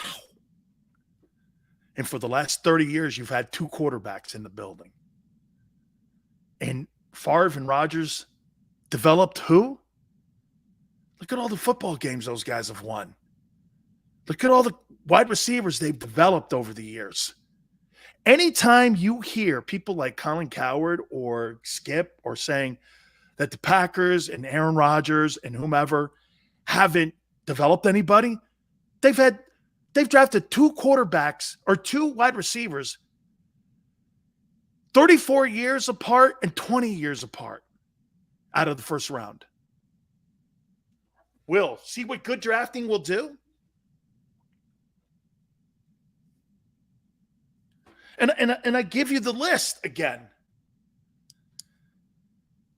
Cooper Kupp, A.J. Brown, Deebo Samuel, Devontae Adams, DK Metcalf, Stephon Diggs, T. Higgins, Tyreek Hill, Terry McLaurin, Hunter Renfrow, all guys not taken in the first round.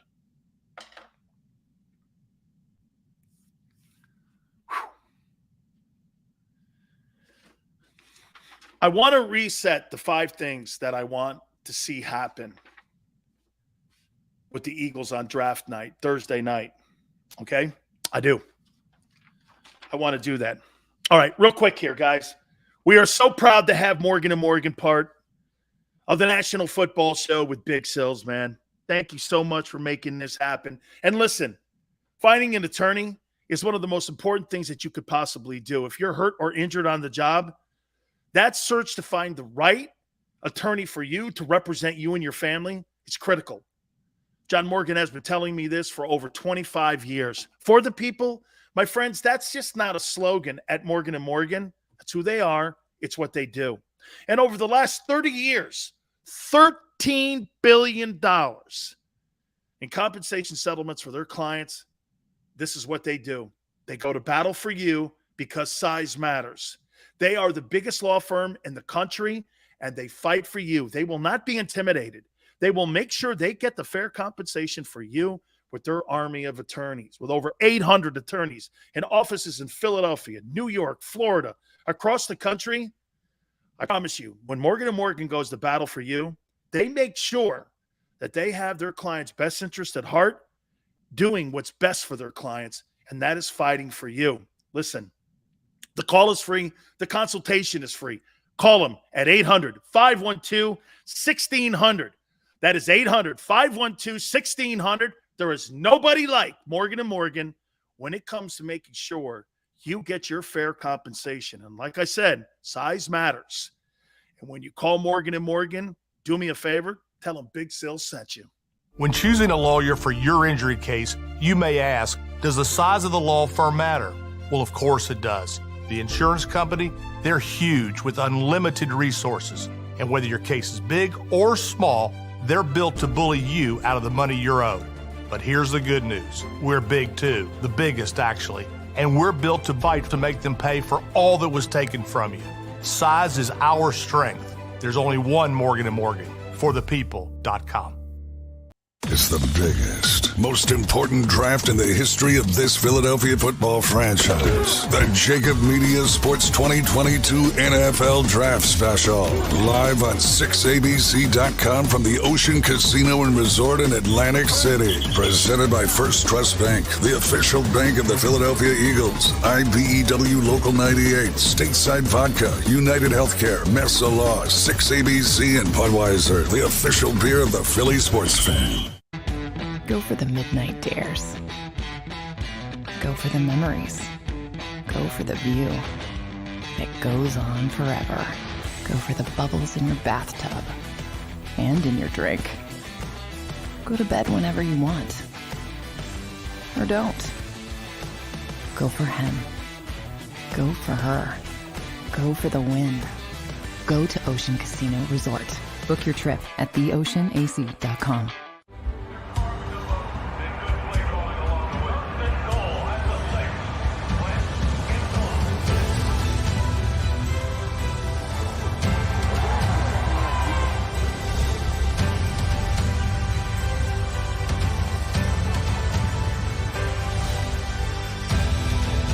Field of life, First Trust Bank is there for you.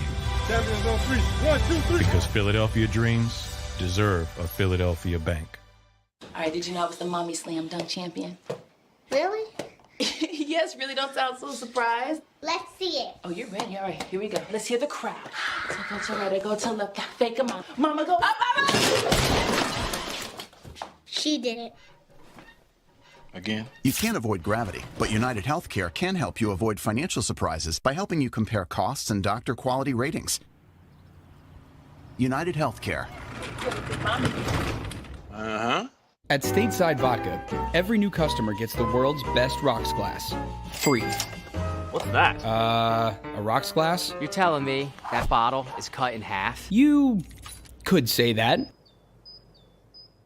Holy shit. Glass is for cocktails, right? It's for this, this, this, and that. Is the length of the glass equal to your... You betcha. But is it made out of... Glass? Yeah, okay, but is the rip... Smooth? Will you stop doing... That? I'm the professional here. And you're telling me I can get one of these glasses for free? That's right. One free rocks glass per customer with each first-time purchase of Stateside Vodka. All from the company that's highly awarded. 0 carbs, 0 sugar, and deliciously tasting vodka. So good, it just disappears.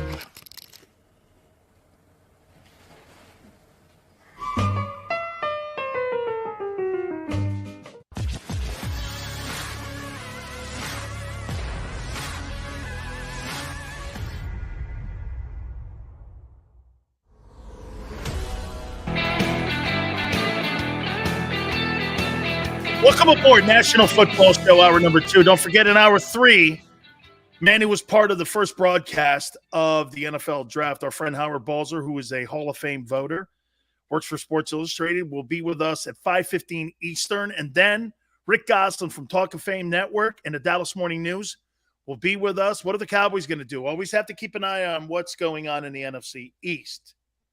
I see you guys talking about Whiteside. Why don't we take a positive view at this. You guys know who Ben Coates is?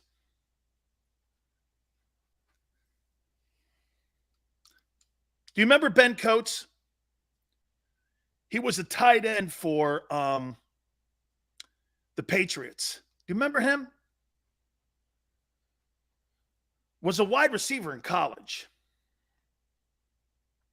Kevin goes, why do we care what the Cowboys do? Well, you have to beat the Cowboys. They are the perennial champions in the NFC East. It's a good question, Kevin, and I'm not going to hammer you, but what I'm going to say to you is this. Don't you think teams in the AFC East are now doing everything they can with pass rushers and cornerbacks to try to beat the Bills and Josh Allen? You first have to win your division before you could talk about Super Bowls. And last year, you were not competitive against the Cowboys at all. It was varsity versus JV. Before you could talk about being a Super Bowl champion, you have to beat Dallas first. That's why I'm concerned. Dallas has come back. Let's be better.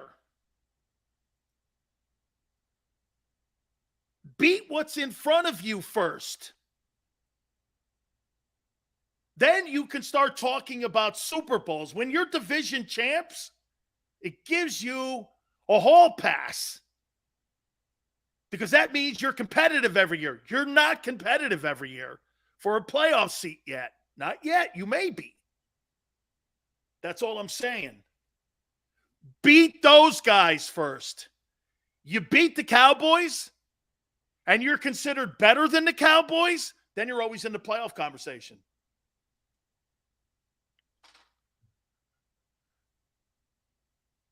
And by the way, why do you care?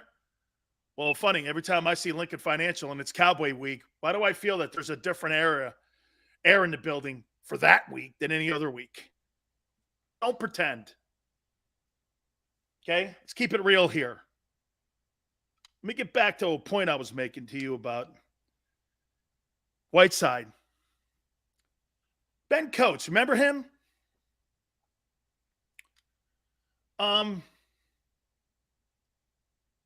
That's right, Hungry. They're the enemy. Know your enemy. Know their weakness. Know their strengths.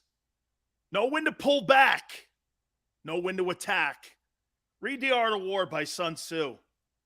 Know your enemy.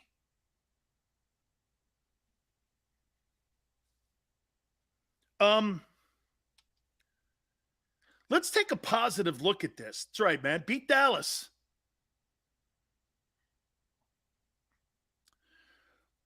What if Whiteside makes that transition from wide receiver to tight end?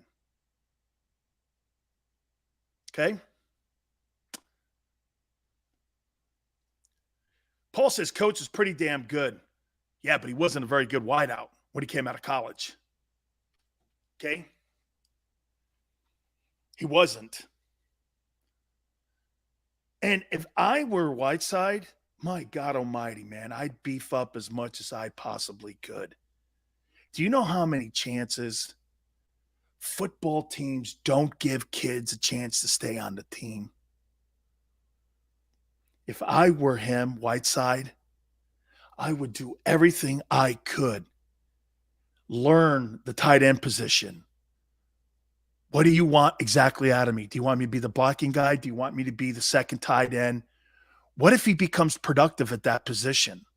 Hey, don't say it can't happen. Who would have ever thought Deebo Samuel would be an effective runner in the San Francisco 49ers offense? And if Nick is the innovator that we've been told when it comes to putting offenses together, why think that we couldn't have him make this transition? 215, you don't have to be a speed demon at that position, tight end. You have to learn how to get separation, and you've got to have great hands. Okay? Okay? Hey, at least let's try to save the pick. Agreed, he sucks as a wideout. No doubt. Failure. Failure as a wideout. Okay? Failure. But let's try to save the pick. You got to camp to save the pick in mini camps and OTAs.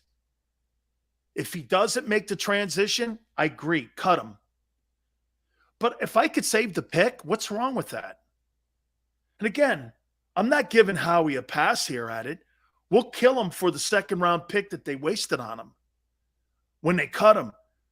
But let's hope the kid, and there's that word I hate. I get it. I hate that word. Okay? I do. Okay?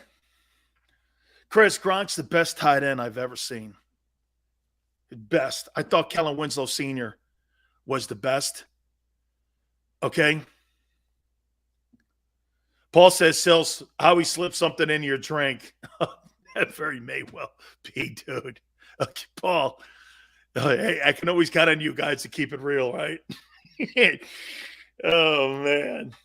It's Sills, this kid ain't doing shit. All right. Hey, wait a minute, man. I gave you guys a soliloquy on wishful thinking. Was that wishful thinking? Is that wishful thinking on Whiteside? Oh, my God almighty, man. Okay. Hey, the Eagles tell me they're watching the show every day. I don't know. Xander's right yesterday. I don't know. Get a couple phone calls, man, and Sills is going soft on us already. That's not – maybe it's wishful thinking. I don't know. No. Jermaine X, I am not doing a 180. Carl, he's not Tony Gonzalez. Okay. He's not Tony Gonzalez. Okay. Oh, man. It's a reach on I tried. Oh, my God. I tried. Oh, man.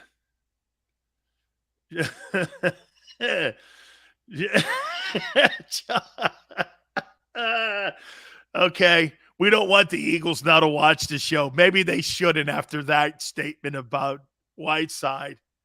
Fair enough, Chuck. King of backpedalers. Shut up, Eastside Monster. Now you sound like Xander.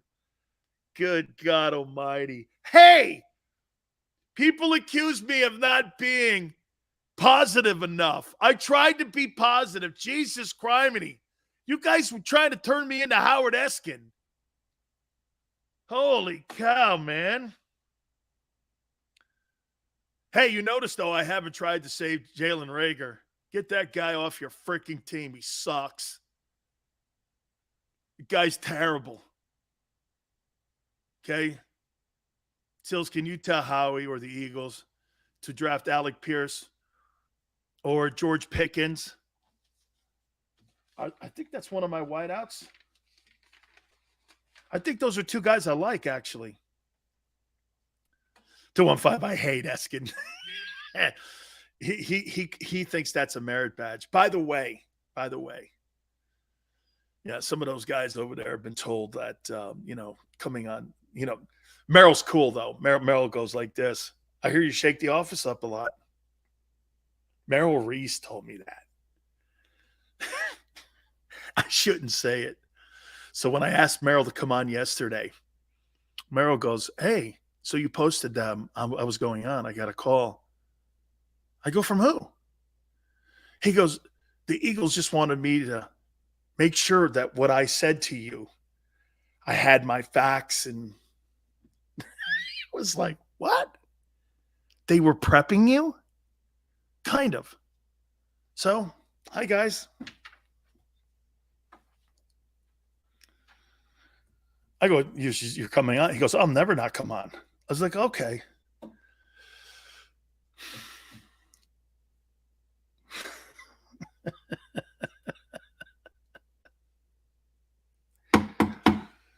My year anniversary, I got the Philadelphia Eagles watching my show. That didn't take long.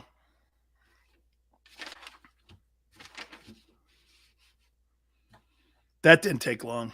Took me a year.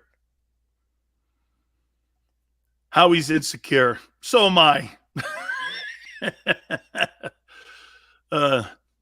John says, Sills, I don't know how Whiteside is still on the team. Carl says, Eskin got a Super Bowl ring. Wow. Big Sills got Howie and the Eagles shook. Mark, I think it's you guys. Because you guys now have found a platform where you guys can bark whatever your feelings are. You can't go on those radio stations in that town and put your true feelings out there. You can't do that. They'll not put you on the air. That's why they have screeners. Do you understand? When you call up WIP or the Fanatic, and more so that loser producer at the Fanatic who watches the show every day and by the way, both websites use my content. I go to their websites every day and I see my content on there every day. Every day. I see my content on there. Okay, that's cool, you know. I won't say that I don't, you know, I see my content every day there.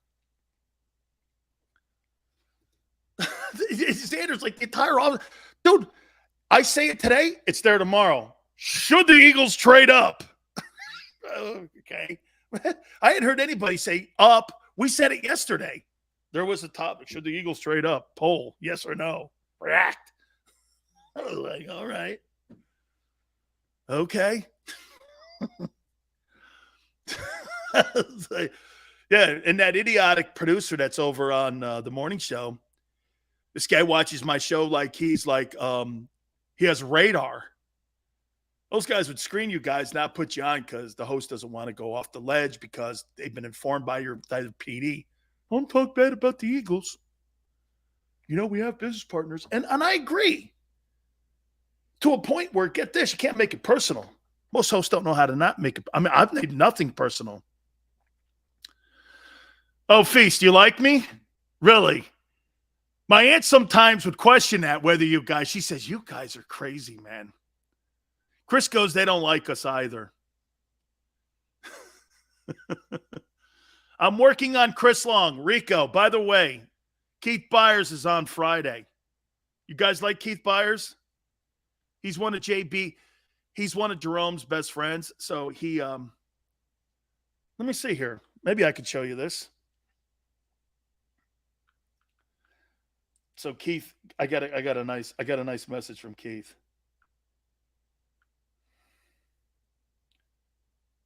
Oh, I can't do that because that's my cell. Maybe I can erase that. Hang on. No, that's all right. But Keith Byers and I are working on a time for Friday. Philly loved that dude too, man. He loved playing in Philly.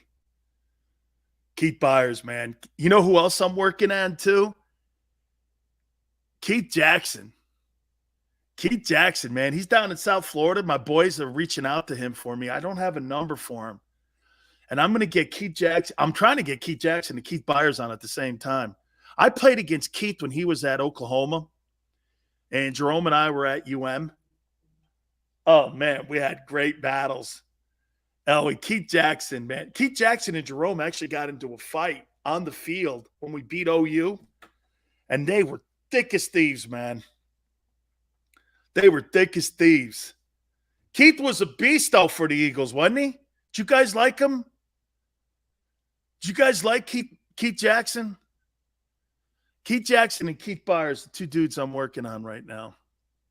Man, those two guys they were part of that gangrene defense, or part of that gangrene team with Randall.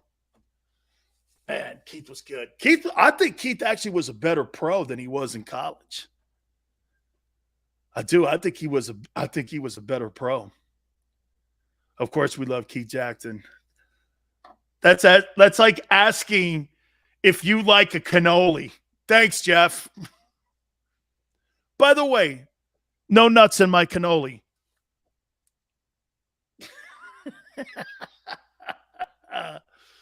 I don't want any nuts in my cannoli. Great out. Keith Byers was great out of the backfield. That's right, Bob. Oh, you didn't throw the ball. Hey, Bob, Jerome broke Aikman's leg. We broke Aikman's leg at OU. They put Jamal Holloway in. They had another guy in there too, Charles Washington or something. They had two like that. There were two dudes, Charles Thompson. And they had two dudes that they couldn't throw the ball to save their life. Okay? But Troy could throw. We broke that guy's leg in Norman. I didn't start watching football until the late 90s. Cannoli University. Thank you, Lewis. Is that in? Hey, by the way, watch this. Hey, 252. Wait a minute. Is Cannoli University, Lewis? Is that in South Philly?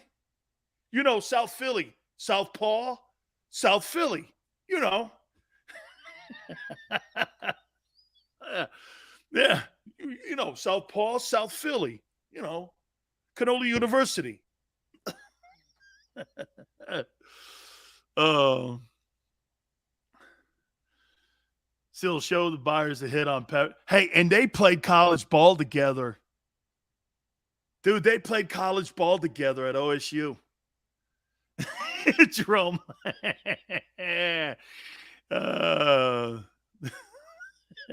Hey, leave the nuts. Grab the cannoli. I'm with you. Troy Vincent. GT.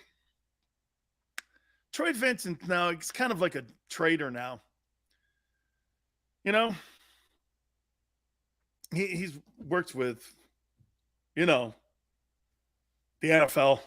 Byers and Cunningham should call Morgan & Morgan because what Buddy Ryan did with that offense was malpractice. Oh, man. Oh, my God. That's funny.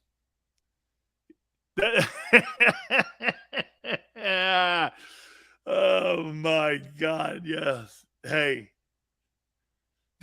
You know what? That Eagle football team, man, I think they just went like this, didn't they? Hey, Randall, go ahead. Just do what you want. It's all good. We'll take care of the defense. You got the offense. It's all good. It's your team. Go ahead. Yeah. Right? Cannoli University, South Philly, you know, South Paul. Oh, my God almighty. Hey, I am wavering on Thibodeau being somebody that Howie might be targeting because he might be falling between 11 and 15.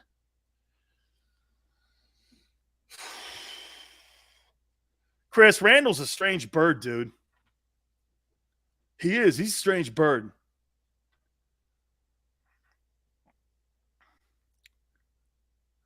That guy's got great hands. And could he go down and get him down there and trade up? I'm going to give you my 5 things again. I had it in the first hour. I'm going to reset at the top of the hour again. But, and then, by the way, also, we'll have Howard Balzer from Sports Illustrated at 5:15 Eastern, and we'll have Rick Gosselin at 5:30 Eastern time from Talk of Fame Network, covers the Dallas Cowboys, Dallas Morning News. Boy, this Thibodeau kid. Watch when they show highlights of him. His hands getting around the corner. Pa, pa, pa, pa. You could see he's taking karate classes, and he's worked at it. You could see it. Of all the edge rushers, he's got the best hands. He ain't the biggest dude on the planet, though. You know what I mean? He's not the biggest. You might have to keep him on the wide side of the field. I don't know if you put him on the strong side. You know what I mean? Because you might just run at him. Yeah. Big picking, I think that's the best analogy. Angry hands, Bob. God, I love that.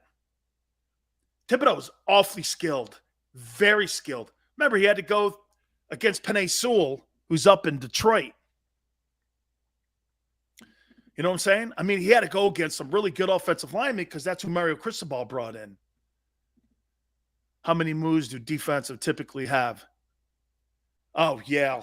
You're constantly working on rips, swims, spins, hands down,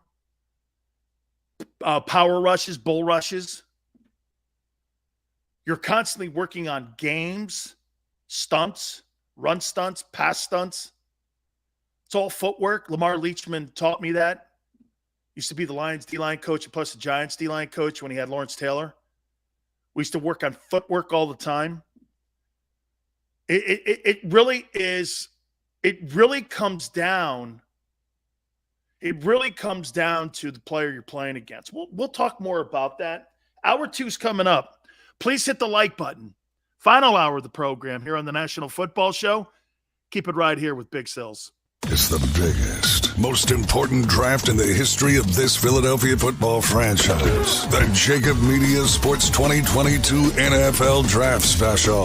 Live on 6abc.com from the Ocean Casino and Resort in Atlantic City. Presented by First Trust Bank, the official bank of the Philadelphia Eagles. IBEW Local 98, Stateside Vodka, United Healthcare, Mesa Law, 6ABC, and Budweiser, the official beer of the Philly sports fan.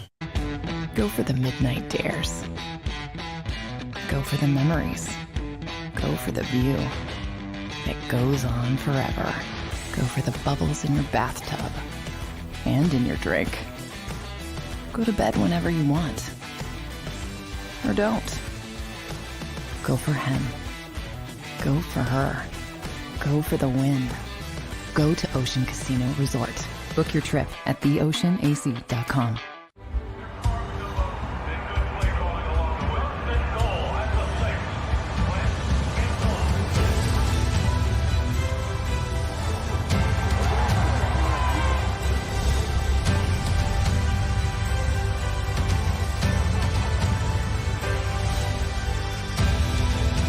Field of life, First Trust Bank is there for you. Champions on 3. 1, 2, 3. Because Philadelphia dreams deserve a Philadelphia bank. All right, did you know I was the mommy slam dunk champion? Really? Yes, really, don't sound so surprised. Let's see it. Oh, you're ready. All right, here we go. Let's hear the crowd. So go to right, go to left, fake 'em out. Mama, go up, up, up. She did it. Again? You can't avoid gravity, but United Healthcare can help you avoid financial surprises by helping you compare costs and doctor quality ratings. United Healthcare. Uh-huh. At Stateside Vodka, every new customer gets the world's best rocks glass. Free. What's that? A rocks glass? You're telling me that bottle is cut in half? You could say that. Holy shit. Glasses for cocktails, right? It's for this, this, this, and that. Is the length of the glass equal to your... You betcha. But is it made out of... Glass? Yeah, okay, but is the rip... Smooth? Will you stop doing... That? I'm the professional here. And you're telling me I can get one of these glasses for free? That's right. One free rocks glass per customer with each first-time purchase of Stateside Vodka. All from the company that's highly awarded. 0 carbs, 0 sugar, and deliciously tasting vodka. So good, it just disappears.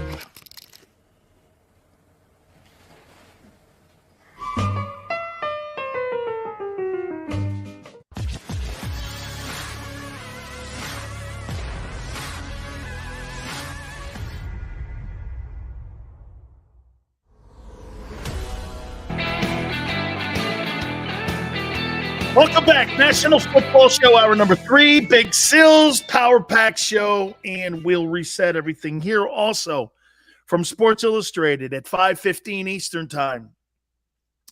We will have our friend Howard Balzer on with us. Absolutely. Let's get to 100 likes for Sills on his anniversary. Hit that like button. That's really cool of you, nuts. Thank you, dude. It is the 1-year anniversary. Also, Rick Gosselin, Talk of Fame Network and Dallas Morning News, bottom of the hour. Both Hall of Fame voters. Yeah, this is my year anniversary. I started my show a year ago, April 27th, right here on JAKIB Media. And, it's grown like I never thought it would grow. And you guys made it happen. It always is about you guys, isn't it? You know, I'll tell you this, man. When you're an egomaniac guy and you first get into this business, you think you could do everything yourself. And you know you can't. You got to rely on other people. Xander's been right here with us, too, the whole time, pushing the show, supporting the show. You know, I don't give him enough love for what he's done also in promoting it, making it happen. You know, working on my greatest asset, which is my emotions, and my worst asset, which is my emotions. You know, it's been a lot. Okay.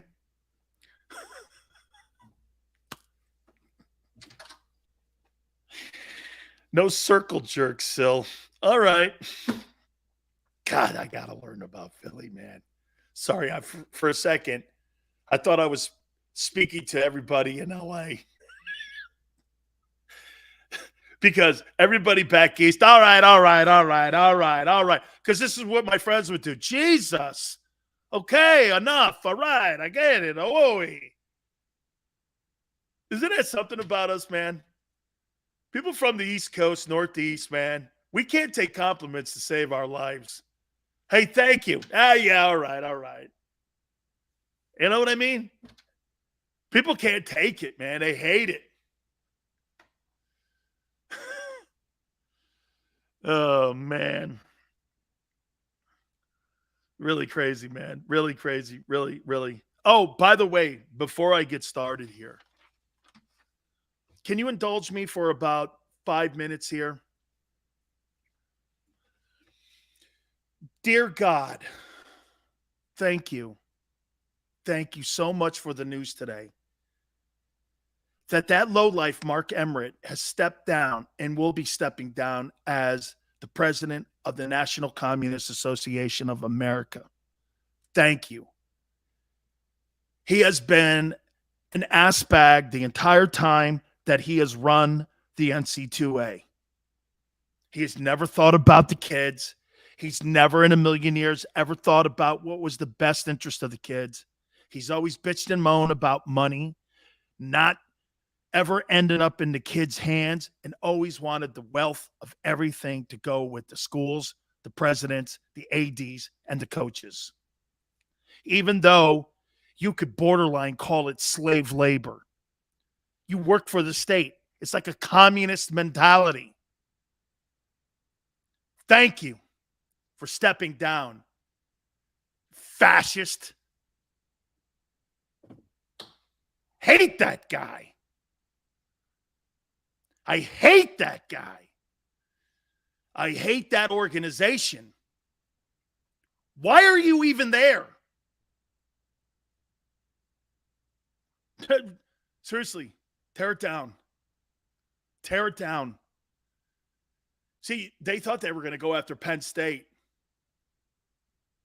They had to reinstate all the things that they were trying to take, $60 million, scholarships, 10 years of probation, when they thought that they were some sort of like law-abiding and could inflict like law against Penn State, and everyone went, hang on. Penn State didn't face any issues for what Jerry Sandusky did. And it's rightfully so. You fired the president, you fired the AD, you fired Paterno, you got rid of everybody, and you move on. Okay? And you know the only thing in the end, Jeff, that they did, they took Paterno's wins away. Like, we don't know he won all those games. They're so pathetic. Okay? Okay? They're just so pathetic. Just tear it down. You think Alabama listens to the NC2A? For what? They're more powerful. You think you'd ever put Alabama on probation? Okay, yeah, right. Alabama would go like this. I'll tell you what we're going to do. We're going to join the NFC South. Bama's going to go, We're going to go play the Bucks and the Carolina Panthers. Screw you. And by the way, we'll take Georgia with us. Oh, man. Couldn't be a better day. Thank you very much. What a lowlife. I hate that guy. I wish nothing but horrible things for that organization. Jesus Grammy. All right. I said this before we get to our friend Howard. Can you believe Howard Balzer covered the very first NFL draft for like ESPN? Him, Paul Zimmerman, and Chris Berman did it. Those guys were the first. And it's amazing on now that the draft is mobile. It goes in Philadelphia, Cleveland. It's going to be in Vegas. It's remarkable to think where the draft has gone. He's going to join us here in a couple minutes. Also, Rick Gosselin, bottom of the hour. I gave you 5 things that I think the Philadelphia Eagles should do on Thursday night. By the way, Xander, put the promo up, please. Make sure you're checking us out. 8 o'clock Eastern time. Our draft party, JAKIB Media Sports, is going to be covering the draft wall to wall. Make no mistake about it. There's no other coverage you'll get like what we're going to give you here. Okay? All right. Let me give you the 5 things. I said this, and I'm going to start at 1. Trade up. If Thibodeau, Jordan Davis, Sauce Gardner, Jermaine Johnson are there. These players, in my opinion, are 3 players that I believe that Howie's in love with. I think he likes these 3 players. And if they're between 11 and 14, trade up. 2, trade down to either 21 or 32 with the 18th pick. Get yourselves another second or another third, depending on what trading partner you have. I'm going to tell you why here in a minute. I think you're going to get a lot of good players in 2 and 3. I do. I think the people that overreach in the draft, I think those guys are going to be sorry. I think if you play it, I think patience is the word in this draft. I think patience. The Eagles should not use a number 1 pick to get a wideout. I give you too many reasons why. 60% of the all-pro wide receivers and pro bowlers in the last decade have not been first-rounders. Cooper Kupp, A.J. Brown, Deebo Samuel, Devontae Adams, DK Metcalf, Stephon Diggs, Terry McLaurin, Tyreek Hill, Hunter Renfrow. I could go on and on. These are all non-first-round guys. I'm going to find a Pro Bowler in the 2nd or 3rd round in this draft. Why would I waste a 1 when I could actually match that 1 up with evaluation talent and it gives me a better chance of not failing?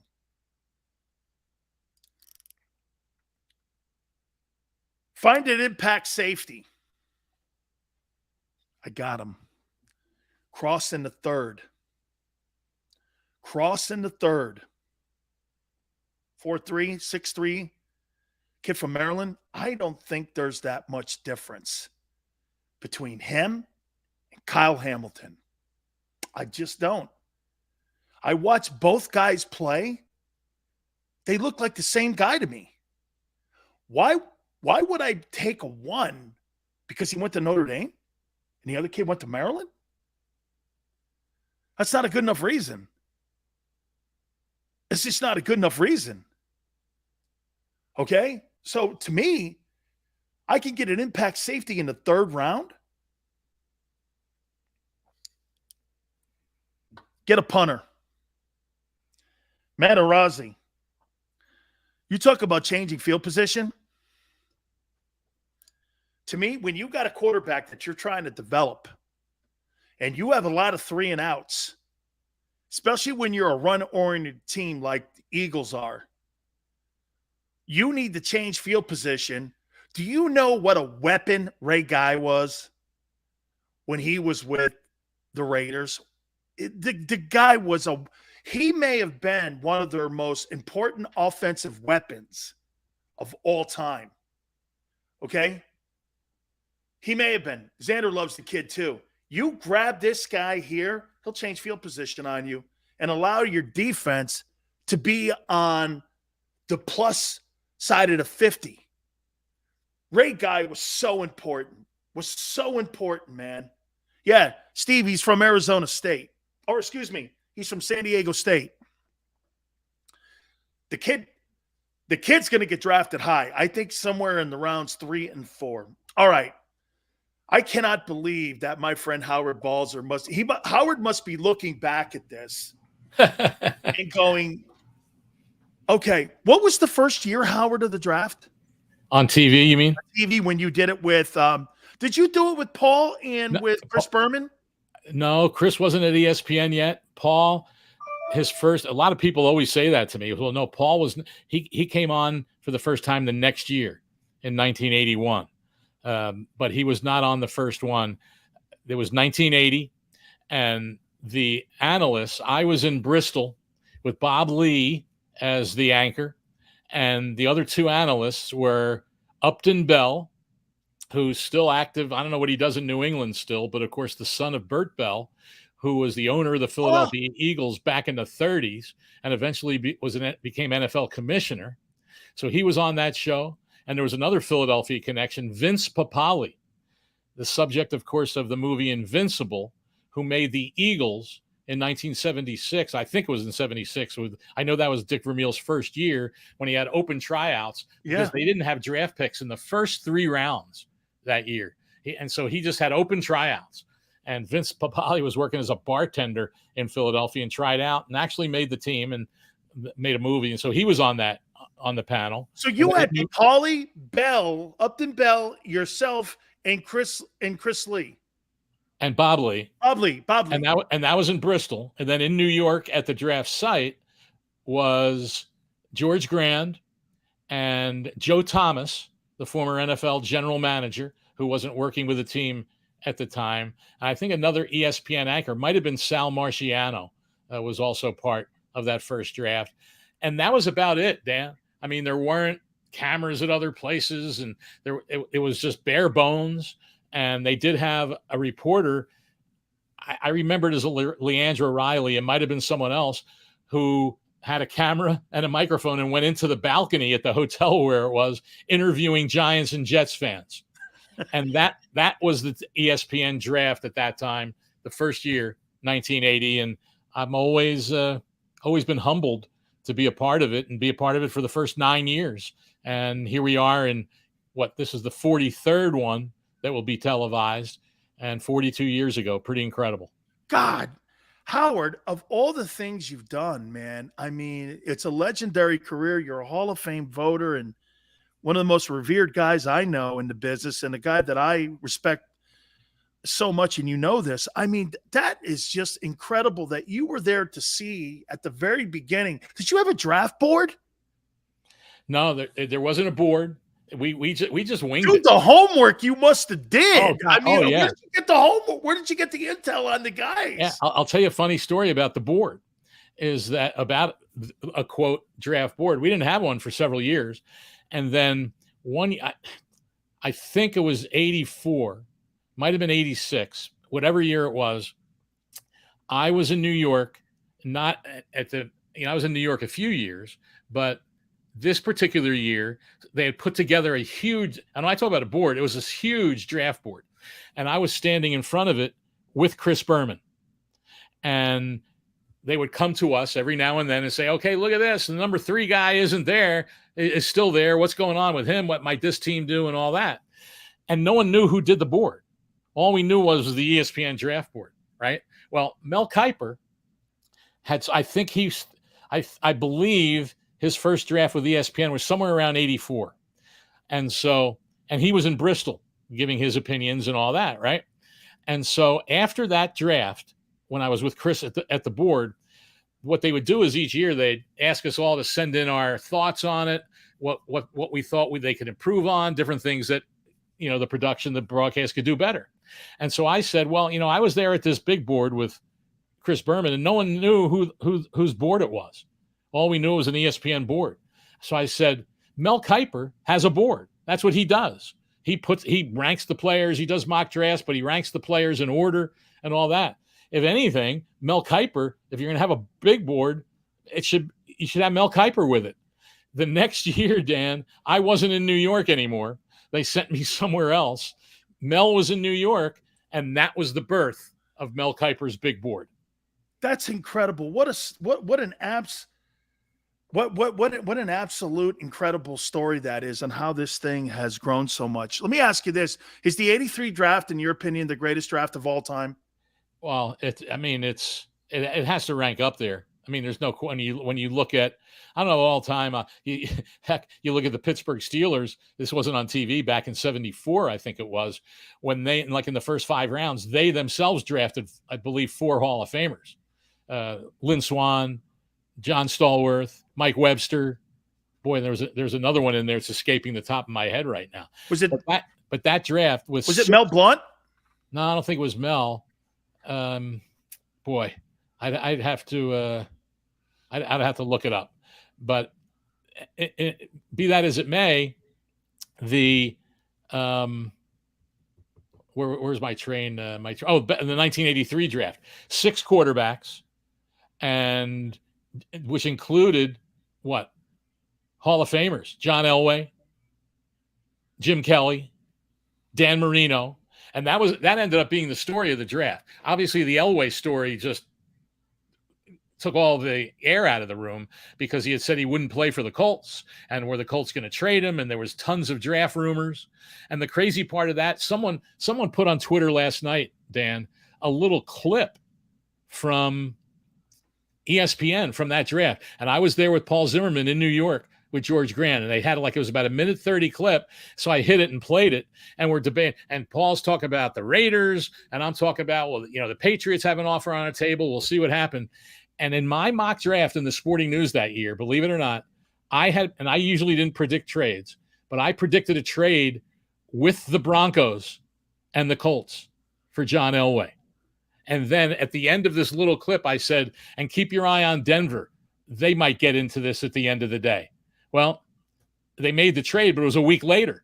He ended up being drafted by the Colts, but was traded to Denver a week after the draft. And that led, by the way, to Ernie Accorsi, who was the general manager of the Colts. Didn't want to make the deal, but the owner, Robert Irsay, made it, and Accorsi quit after that happened. He just resigned. He's like, I can't be the general manager of a team where the owner's making deals, with another team. But so that was a big story. Then after that, though, it was what's going on with Dan Marino. I mean, he didn't have a great senior year. There have been rumors about some, wacky weed stuff, just all rumors. And he was at Pitt. They had lost a lot of really good players from his junior year. And so he didn't have a great senior year. And he just starts sliding through the draft, as we all know, and ends up being, even when it's one thing not to be drafted ahead of Marino, Elway or Jim Kelly, but Tony Eason was picked. Todd Blackledge. Todd Blackledge, yes, another one. And, of course, the famous Ken O'Brien gets drafted by the Jets when they could have had Dan Marino. And Miami gets him, and we know what happened after that. So that was a signature draft. And there were other players in that draft, too. Bruce Matthews was in it, Darrell Green. Hall of Famer, I believe, I think Eric Dickerson. Eric Dickerson was in that draft. Kurt Warner, not the quarterback, running back. But the running back was in that draft. There were a lot of other excellent players in that draft also. Howard, is there all the years being around the draft, do you think that there's a philosophy, or is it every year has its own chapter on how the draft is to be conducted? Because there's no true science in this. To me, I've always tried to eliminate failure. And to me, as long as I'm in those big conferences, or I see players playing against really great players, to me, I think you're trying to go with limiting your failure in those NFL drafts. Is that how you see it too? It's not so much how many times are you going to find a player out of Mississippi Valley State? Right. One? I mean, Exactly. right? Isn't it about trying to diminish your failures? Yeah, it really is. But even that, I mean, you get it. You give truth serums to any general manager, and they admit that it's a guessing game.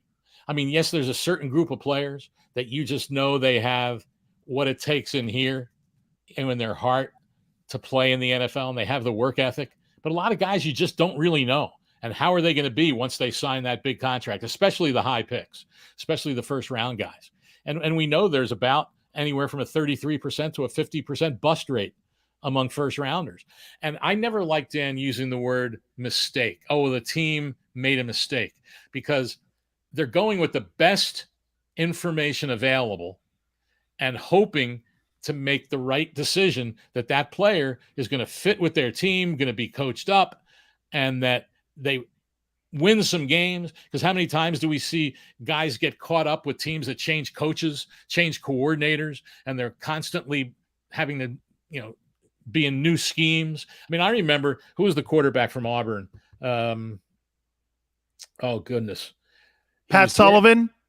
No, he was drafted by Washington. Maybe it wasn't Auburn, but he had, like, in his first 4 or 5 years, he had four. Oh, yeah, the quarterback who had Ronnie Brown and Cadillac Williams. I forget his Campbell. Yeah, just Jason Campbell. Yeah. But whatever. He had like 4 or 5 offensive coordinators in his first 4 or 5 years in the league. How do you have any chance of being successful? And so, those are the things about it. So it is a guessing game. And the other part about it, you played college football, you played in the NFL. I always say this: as good as a guy look, and everyone always says, well, don't put too much in the combine. You got to watch the tape. Just, don't let your eyes betray you. But the thing you still always have to keep in mind is, to a sense, they're not kids, but you know what I'm saying. It's kids playing against kids. And that even if you're in the SEC and you're a great pass rusher, well, who are the offensive linemen that you're facing during the season? There might be half the guys that you play in a year, even guys in your own conference, that won't even be in an NFL camp, much less make an NFL team. And so that becomes part of it. Part of it too is that everyone always talks about, well, what's the competition on the lower levels of football, like the North Dakota States? And that's a legitimate question. But you also have that question in major college football, because there's a lot of guys on major college teams that are just really, they're good players in the college with their college, but they're just not NFL players. And that's the reality of it. And like you said, you try to minimize the misses, because especially if you miss in the first round, that can set you back quite a ways. I got Rick Gosselin coming up right after you. He's another Hall of Famer, and I'm getting peppered by people in Philadelphia wanting to know why you guys, and by the way, I'm hoping that Rick is listening right now, because I'm going to start this out with him. Why is Eric Allen not in the Pro Football Hall of Fame? I mean, it almost seems like every time I come on, there is one guy you ask me about, and every one is a legitimate question. And what's the answer? I mean, Rick puts together all these numbers that talks about, and he'll have all these numbers, I'm sure, for you, of these number of all-decade players I'm not even sure if Eric was one, but these all-decade players that have never even been a finalist, much less be in the Hall of Fame. And so how do you explain this year that we have coming up, where Leroy Butler and Sam Mills, they weren't even semifinalists for 10 or 15 years. And then all of a sudden they find a way in to at least be considered. And now they're going in. So I think what happens sometimes is you always have new guys coming in. One of the big things I did on this over the last 10 years, Dan, there have been approximately 40% of the enshrinees in the Hall of Fame have been first-time eligible players. And I think to a degree that chokes the process, because they're the most recent guys. Obviously, you're first-time eligible. They're the most recent guys being considered in terms of when their careers ended. And so as a guy's career ends, and if he doesn't make the semifinals for a couple of years, or he doesn't become a finalist, all of a sudden new guys come in and new guys come in again and new guys come in again. And those other players get pushed behind. I mean, you can bring up I've been debating Rams receivers now in the room for the last number of years with Isaac Bruce and Torrey Holt. Well, you know who the number 3 receiver was in the NFL when he retired? Henry Ellard. Henry Ellard was unbelievable, but the Rams were terrible during his time. He had incredible numbers. He was also a punt returner for a while. And Isaac Bruce often talks about how he modeled his game after Henry Ellard. He's never even been a semifinalist. So I know, many of those guys that it's just really difficult and it's really tough. I know you guys have a major process, and it's going to be very interesting to see what happens tomorrow night. Howard, I appreciate you taking time for me, man, like you always do. It's really incredible what you started at ESPN with the NFL Draft by Broadcasting and being the first people that brought this out, and now seeing what it is today. It's an absolute monster. Thank you, my friend. I appreciate it. Dan. You got it. That's my friend, Howard Balzer. Hard to believe. Well, let's go to Rick Gosselin, because Rick Gosselin also is a Hall of Fame voter. And I've been getting peppered about Eric Allen. And as we ended the conversation with another Hall of Fame voter, we will pick it up right now with our friend from Talk of Fame Network, Rick Gosselin. Rick, the people in Philly want to know this. Eric Allen, Hall of Famer, yes or no to you? Rick, your mic is muted. Your mic is muted. Okay. The people in Cincinnati want to know why Ken Riley is not in the Hall of Fame. The people in Dallas want to know why Everson Walls is in the Hall of Fame. The people in Washington want to know why Pat Fisher is in the Hall of Fame.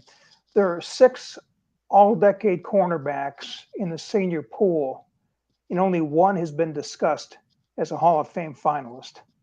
The problem for Eric Allen and everybody else is there aren't enough seats at the table.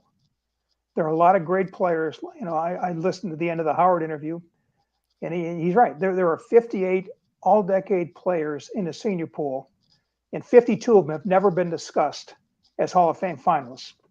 And I'm of the belief if you're picked as one of the best players of your era, you deserve to have discussion where you fit, your career fits historically in the NFL. That hasn't happened. Eric Allen, I agree. Eric Allen is a Hall of Fame cornerback. 54 career interceptions, 6 Pro Bowls. That's Hall of Fame worthy. And yet he languishes, in the pool of the players not in. Ronnie Barber. Ronnie Barber can't get in. And he's been a finalist a couple times. He's the only one. Lewis Wright, all-decade cornerback, can't get in.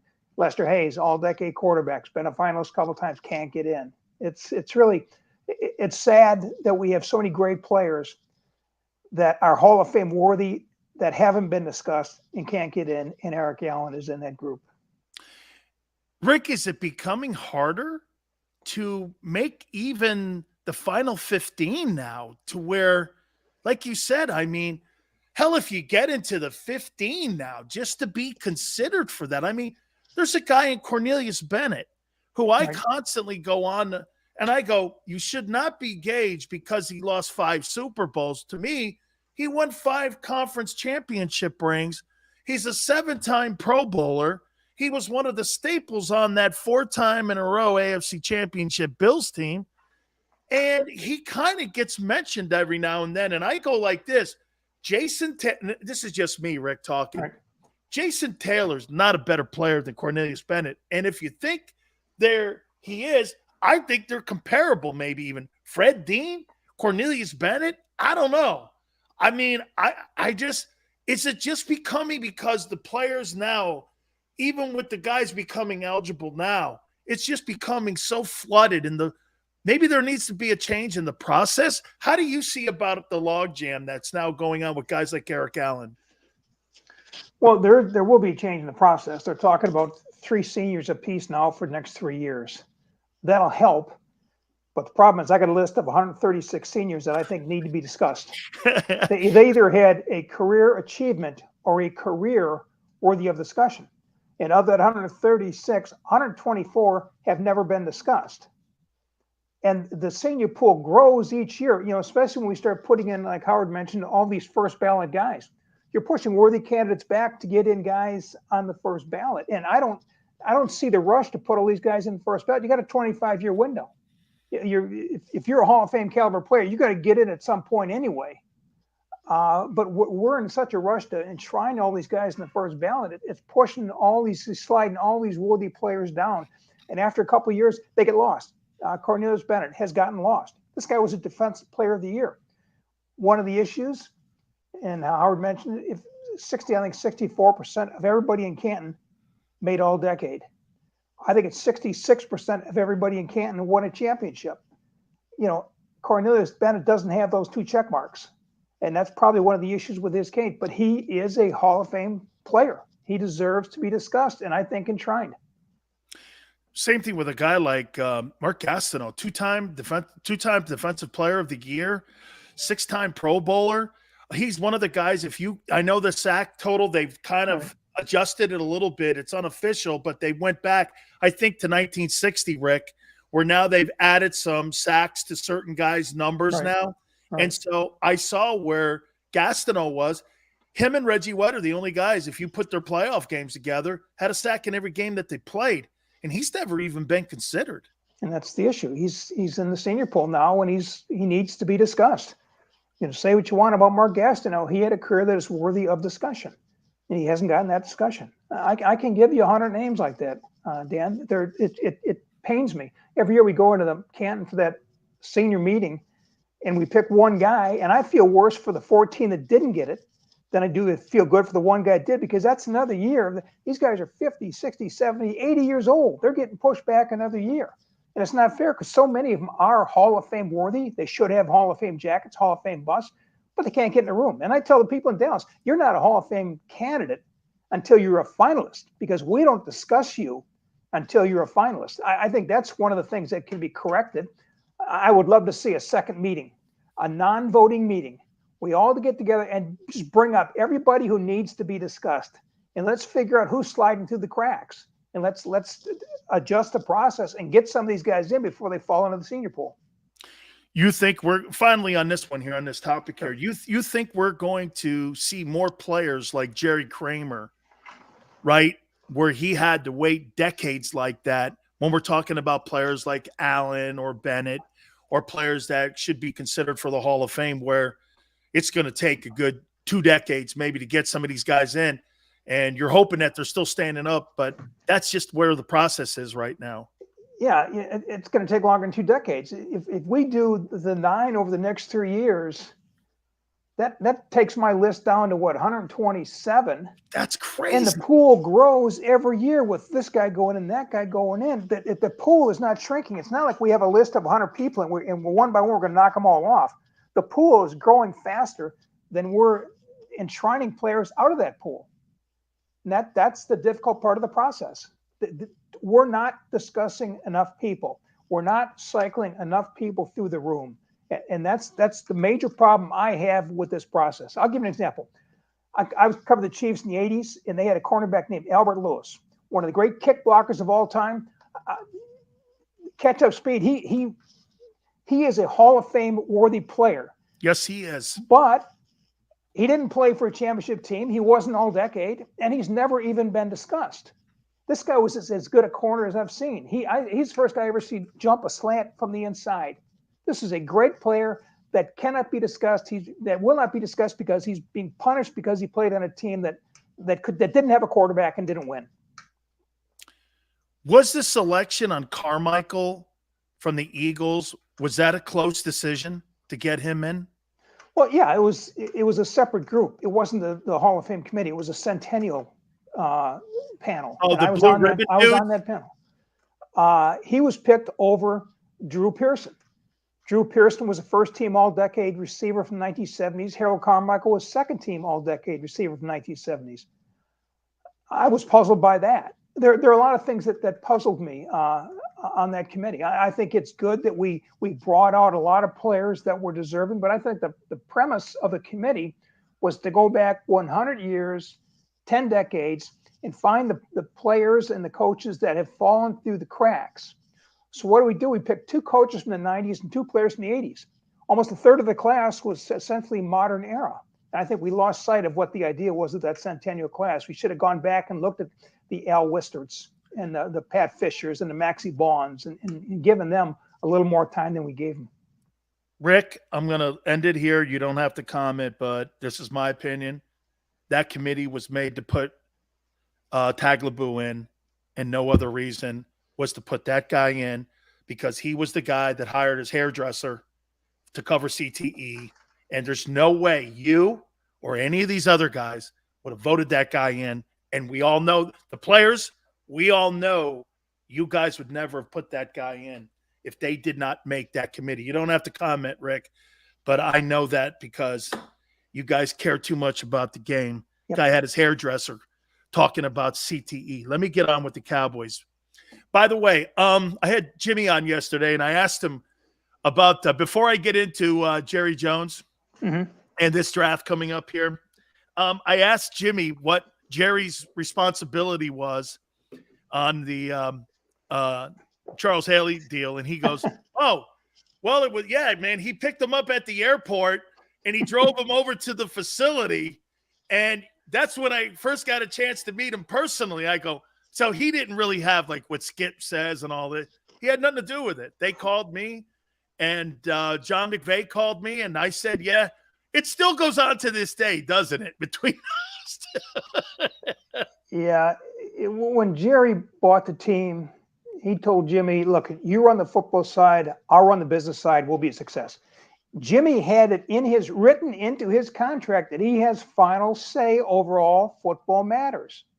He essentially was given the GM title with that clause. But we've discussed this. The more they won, the more Jimmy got credit. And Jerry took all the beating when they had that 1-15 season. He wanted some of the credit, and that's where the whole thing took off in a different direction.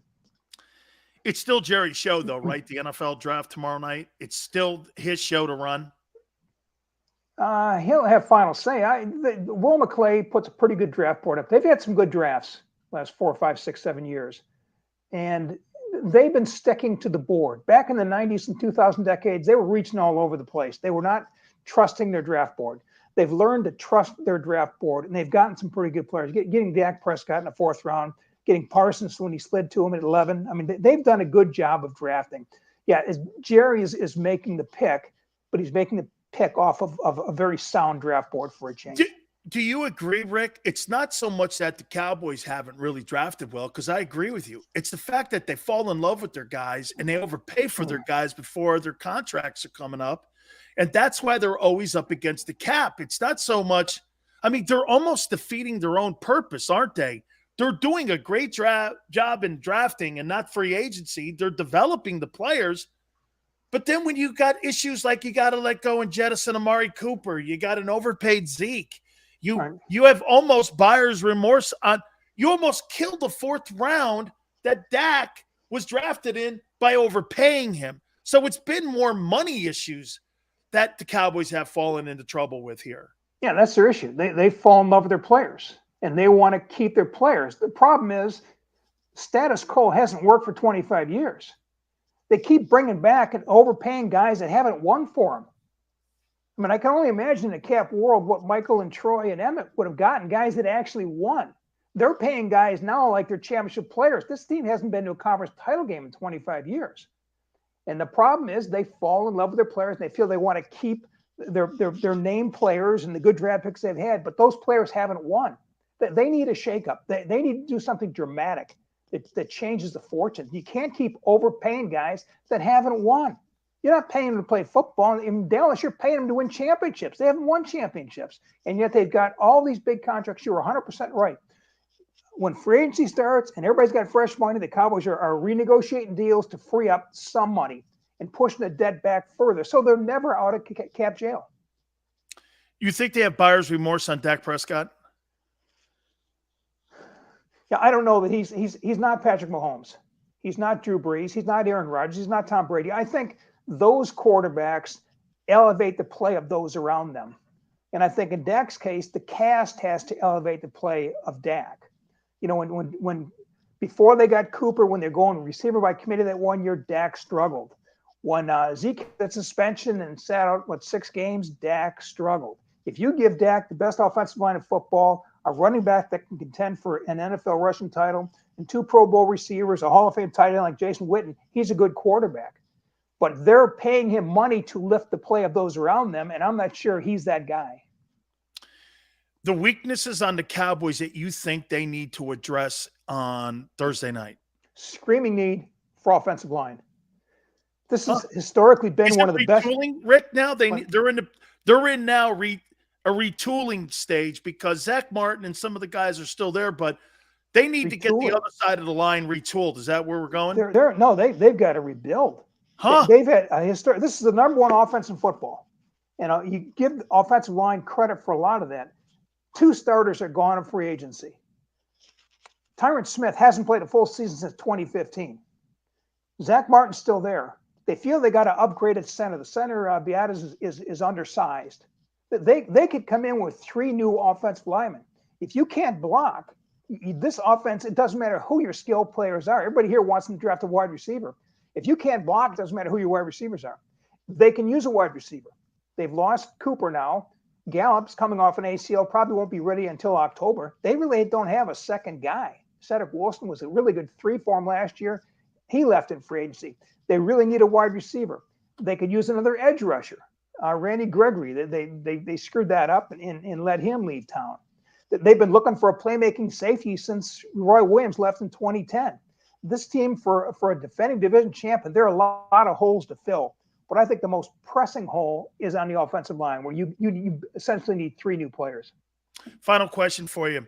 The impact of Amari Cooper not being in that huddle for Dak Prescott and Mike McCarthy and Kellen Moore will be what, in your opinion, in 2022? Amari Cooper was a security blanket. And they knew what they were getting. The guy ran great routes. You throw him the ball, he's going to catch it. He was a security blanket for Dak Prescott. If you bring in a rookie, you're not going to get the same, route running ability. You're not going to get the same productivity. This is a huge blow for this offense. But like you said, with the cap situation, that they had to unload some big contracts. The one that's going to haunt him is Elliott.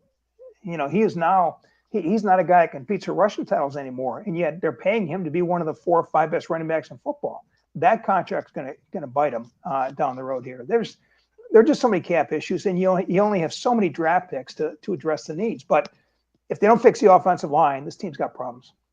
Finally, Leroy Butler or Eric Allen, who's a better corner? Well, Leroy Butler went in as a safety. Oh, okay. Who's a better DB in your opinion? I'd say Butler. I think Allen plays a more premium position, but what Butler did for the Packers, again, he was a big factor in them winning a championship. I think we got the right guy. He was picked. He was a first-team All-Decade guy, and virtually all first-team All-Decade guys in the history of football have gone in. So he would be in the queue higher than Eric Allen, and I think that the pick was justified. I think he was a more worthy pick than Eric Allen. That All-Decade team matters to you, doesn't it, Rick? I hear you reference it a lot. Yeah, if you're picked one of the best players of your era, from the 1920s through 2010, 97.4% of every first-team guy has been enshrined in Canton. If you're picked, and the 4 of the guys that aren't in are guys that played before 1950. If you're picked as one of the best players of your era, one of the best players at your position of your era, you belong in the Hall of Fame. I have to do one more for you. Rondé Barber, Eric Allen. I think Rondé Barber is one of the greatest zone corners in history. And based on playmaking ability, the touchdowns he scored, the interceptions, I would say Barber is a better candidate. Again, he's got a Super Bowl ring. And that, again, weighs a big part of it. I love Allen. If Allen had played on one of those championships, if Philadelphia had won a championship, that great defense, half that defense probably would have been in. But he didn't win a championship. And I think championships and All-Decade matter, and he's got neither. By the way, your all-Canes NFL team loaded was spectacular. If Jerome had played a couple more years, look, Eddie is a tremendous legend at the University of Miami also. And I think you nailed it on the defensive end. But I'll tell you what, would you agree? Only Southern Cal could probably rival us when it comes to putting an all NFL team together. Take a look at the Pitt team. Dude, those Pitt, I tell everybody, Pitt was Miami before Miami. You got Marino. You got Tony Dorsett and Curtis Martin. You got Ditka. You got Larry Fitzgerald. You got Darrell Revis. Aaron Donald. Hugh Green. I mean, the Ricky Jackson. Pitt, Southern Cal, Miami, Michigan, Notre Dame. Those are probably your elite teams. Yeah, I got 40 of those teams on the website, so take a look at it. But look at that Pitt team. You'll be impressed. The offensive line of the Pitt team is awesome. I know. We got Freilich and Colvert and all them dudes on Mark that May, line, man. Russ Grimm. Just great. I love how you protect the sport. Rick, thank you so much, man. I really appreciate it, my friend. Thank you. My pleasure, Dan. You take care. You got it. Hall of Fame voter from Talk of Fame Network. That is Rick Gosselin. By the way, our friends at Morgan & Morgan want you to know the fee is free, my friends. Meaning this, if you're hurt or injured on the job, there is nobody better that's going to protect you because size matters.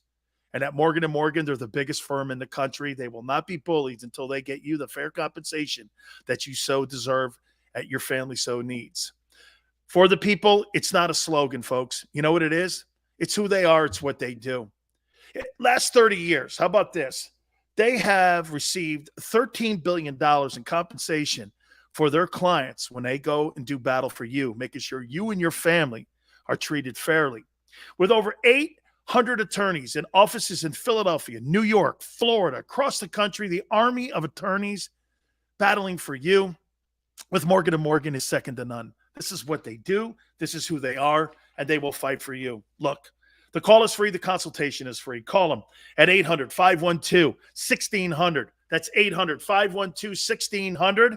Nobody's bigger, and size matters. And this is what it's all about, making sure you get your fair compensation. And Morgan & Morgan is going to battle for you. And do me a favor. When you call Morgan & Morgan, tell them Big Sil sent you. I'm John Morgan of Morgan & Morgan. When you're hit from behind in a car crash, the insurance company may try to say, you can't possibly be hurt. It was only a few miles an hour. It's simply not true. You see, here's the thing. Getting hit at 10 miles per hour is like falling off of this. 15 miles per hour, like this. And only 25 miles per hour, this. Injured, dial pound law. There's only one Morgan & Morgan. It's the biggest, most important draft in the history of this Philadelphia football franchise. The JAKIB Media Sports 2022 NFL Draft Special. Live on 6abc.com from the Ocean Casino and Resort in Atlantic City. Presented by First Trust Bank, the official bank of the Philadelphia Eagles. IBEW Local 98, Stateside Vodka, United Healthcare, Mesa Law, 6ABC, and Budweiser, the official beer of the Philly sports fan. Go for the midnight dares. Go for the memories. Go for the view that goes on forever. Go for the bubbles in your bathtub and in your drink. Go to bed whenever you want. Or don't. Go for him. Go for her. Go for the win. Go to Ocean Casino Resort. Book your trip at theoceanac.com.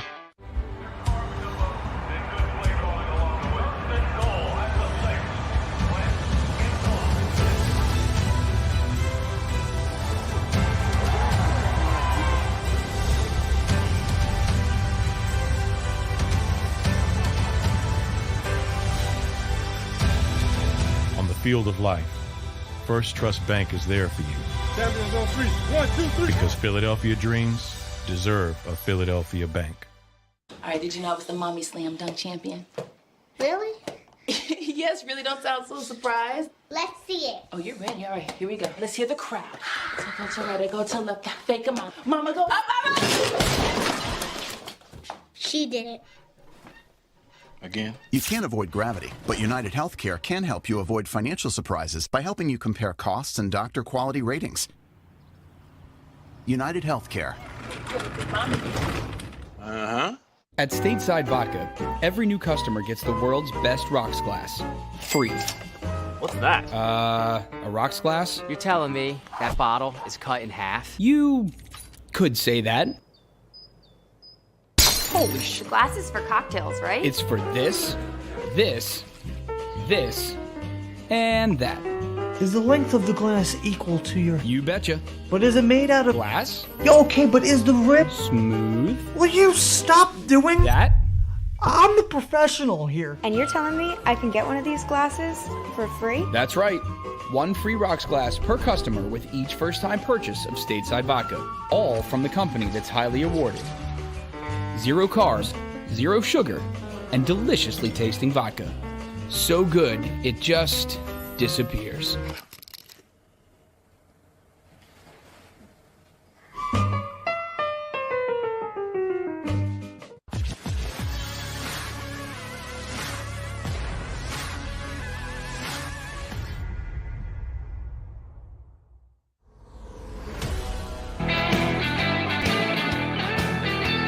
Welcome back, National Football Show. Thank you so much for getting us over 100 likes today. Thank you, guys. Anniversary of us being on the air here at JAKIB Media, and we so appreciate it. By the way, just so you know, Howard Balzer watched the entire interview with Rick Gosselin, and he was listening to what we were saying about Eric Allen. You know, we get a ton of Hall of Fame voters on here. Jason Cole is one. Rick is the guy who does the Veterans Committee. Okay. And he's the one that puts in the guys once they're past their regular time. And Howard's a voter too. And a lot of the voters, what they'll do is they'll ask my opinion. I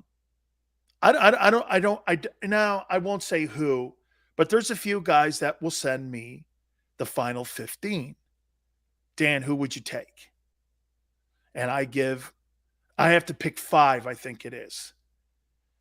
I pick 5. They asked me, I think 5 it is. Who would you take? And I give people my 5. Personally, I don't think Leroy Butler was a Hall of Fame defensive back. I think he was a very good player.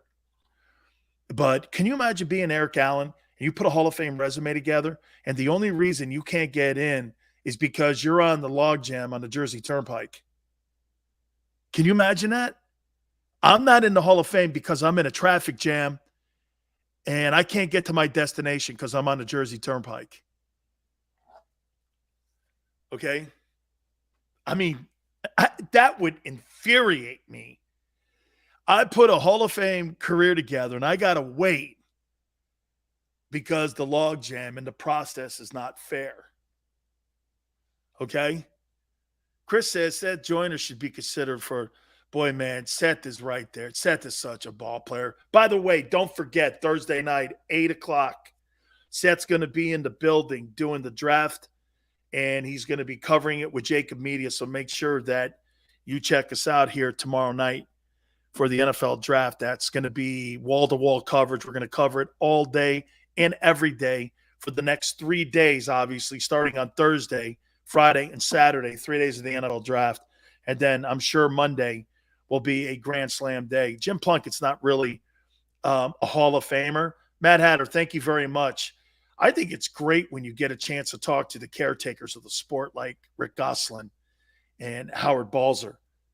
And by the way, these guys, they're not telling you that Eric's not a Hall of Famer. They're just telling you they're at the back of the bus. That's terrible. Jameson Williams and possibly playing with Devontae Smith. We'd be the most explosive offense in the NFL. Razor. Of course, Xander's going to put that up. Xander wants him. Xander wants him. But it wouldn't be the most productive offense and explosive offense in 2022. He ain't playing until November. So we're talking 2023, right? He ain't playing this year. So we'd be talking about a guy next year. And I'm not saying that there won't be a team that will jump up and get him. I'm just saying he's not playing until November or October. Okay? Oh, head of schedule? Sounds great. Great. Tua was telling people he was ahead of schedule. His first year, he looked hurt. That injury is a little bit more, though, too, because if I'm not mistaken, right, Xander? I think there were two things, right? Wasn't it a knee and an ankle? I think Tua had two injuries, if I'm not mistaken. So this is just an ACL from what I understand. Oh, the hip. That's right also. That's right. He had like a hip, a knee, and an ankle or something like that. So you know what? You may actually see the best of Tua this year. They just got him in time. Tyreek Hill. Right? Ajabo in the second. I might be all right with that. Well, it is the draft time tomorrow. I cannot wait. I cannot wait. Hey, guys, I appreciate you guys coming aboard today. You were spectacular. Man, this thing just flew, didn't it? This thing just flew. Please like the show, share it. We appreciate it. By the way, I don't know if we're going to have a lot of guests on tomorrow because you know why? We may be talking pure draft. Big day. I think it is the biggest draft in the Super Bowl era for the Philadelphia Eagles. Keith Byers will join us on Friday. Okay, we'll have some fun with him. Hopefully Keith Jackson will join us as well. I'm trying to get both of those guys on at the same time. So have yourself a good one. Think about who you're going to draft. We'll see you tomorrow, 3 to 6 Eastern time. And we'll see you on the flip side.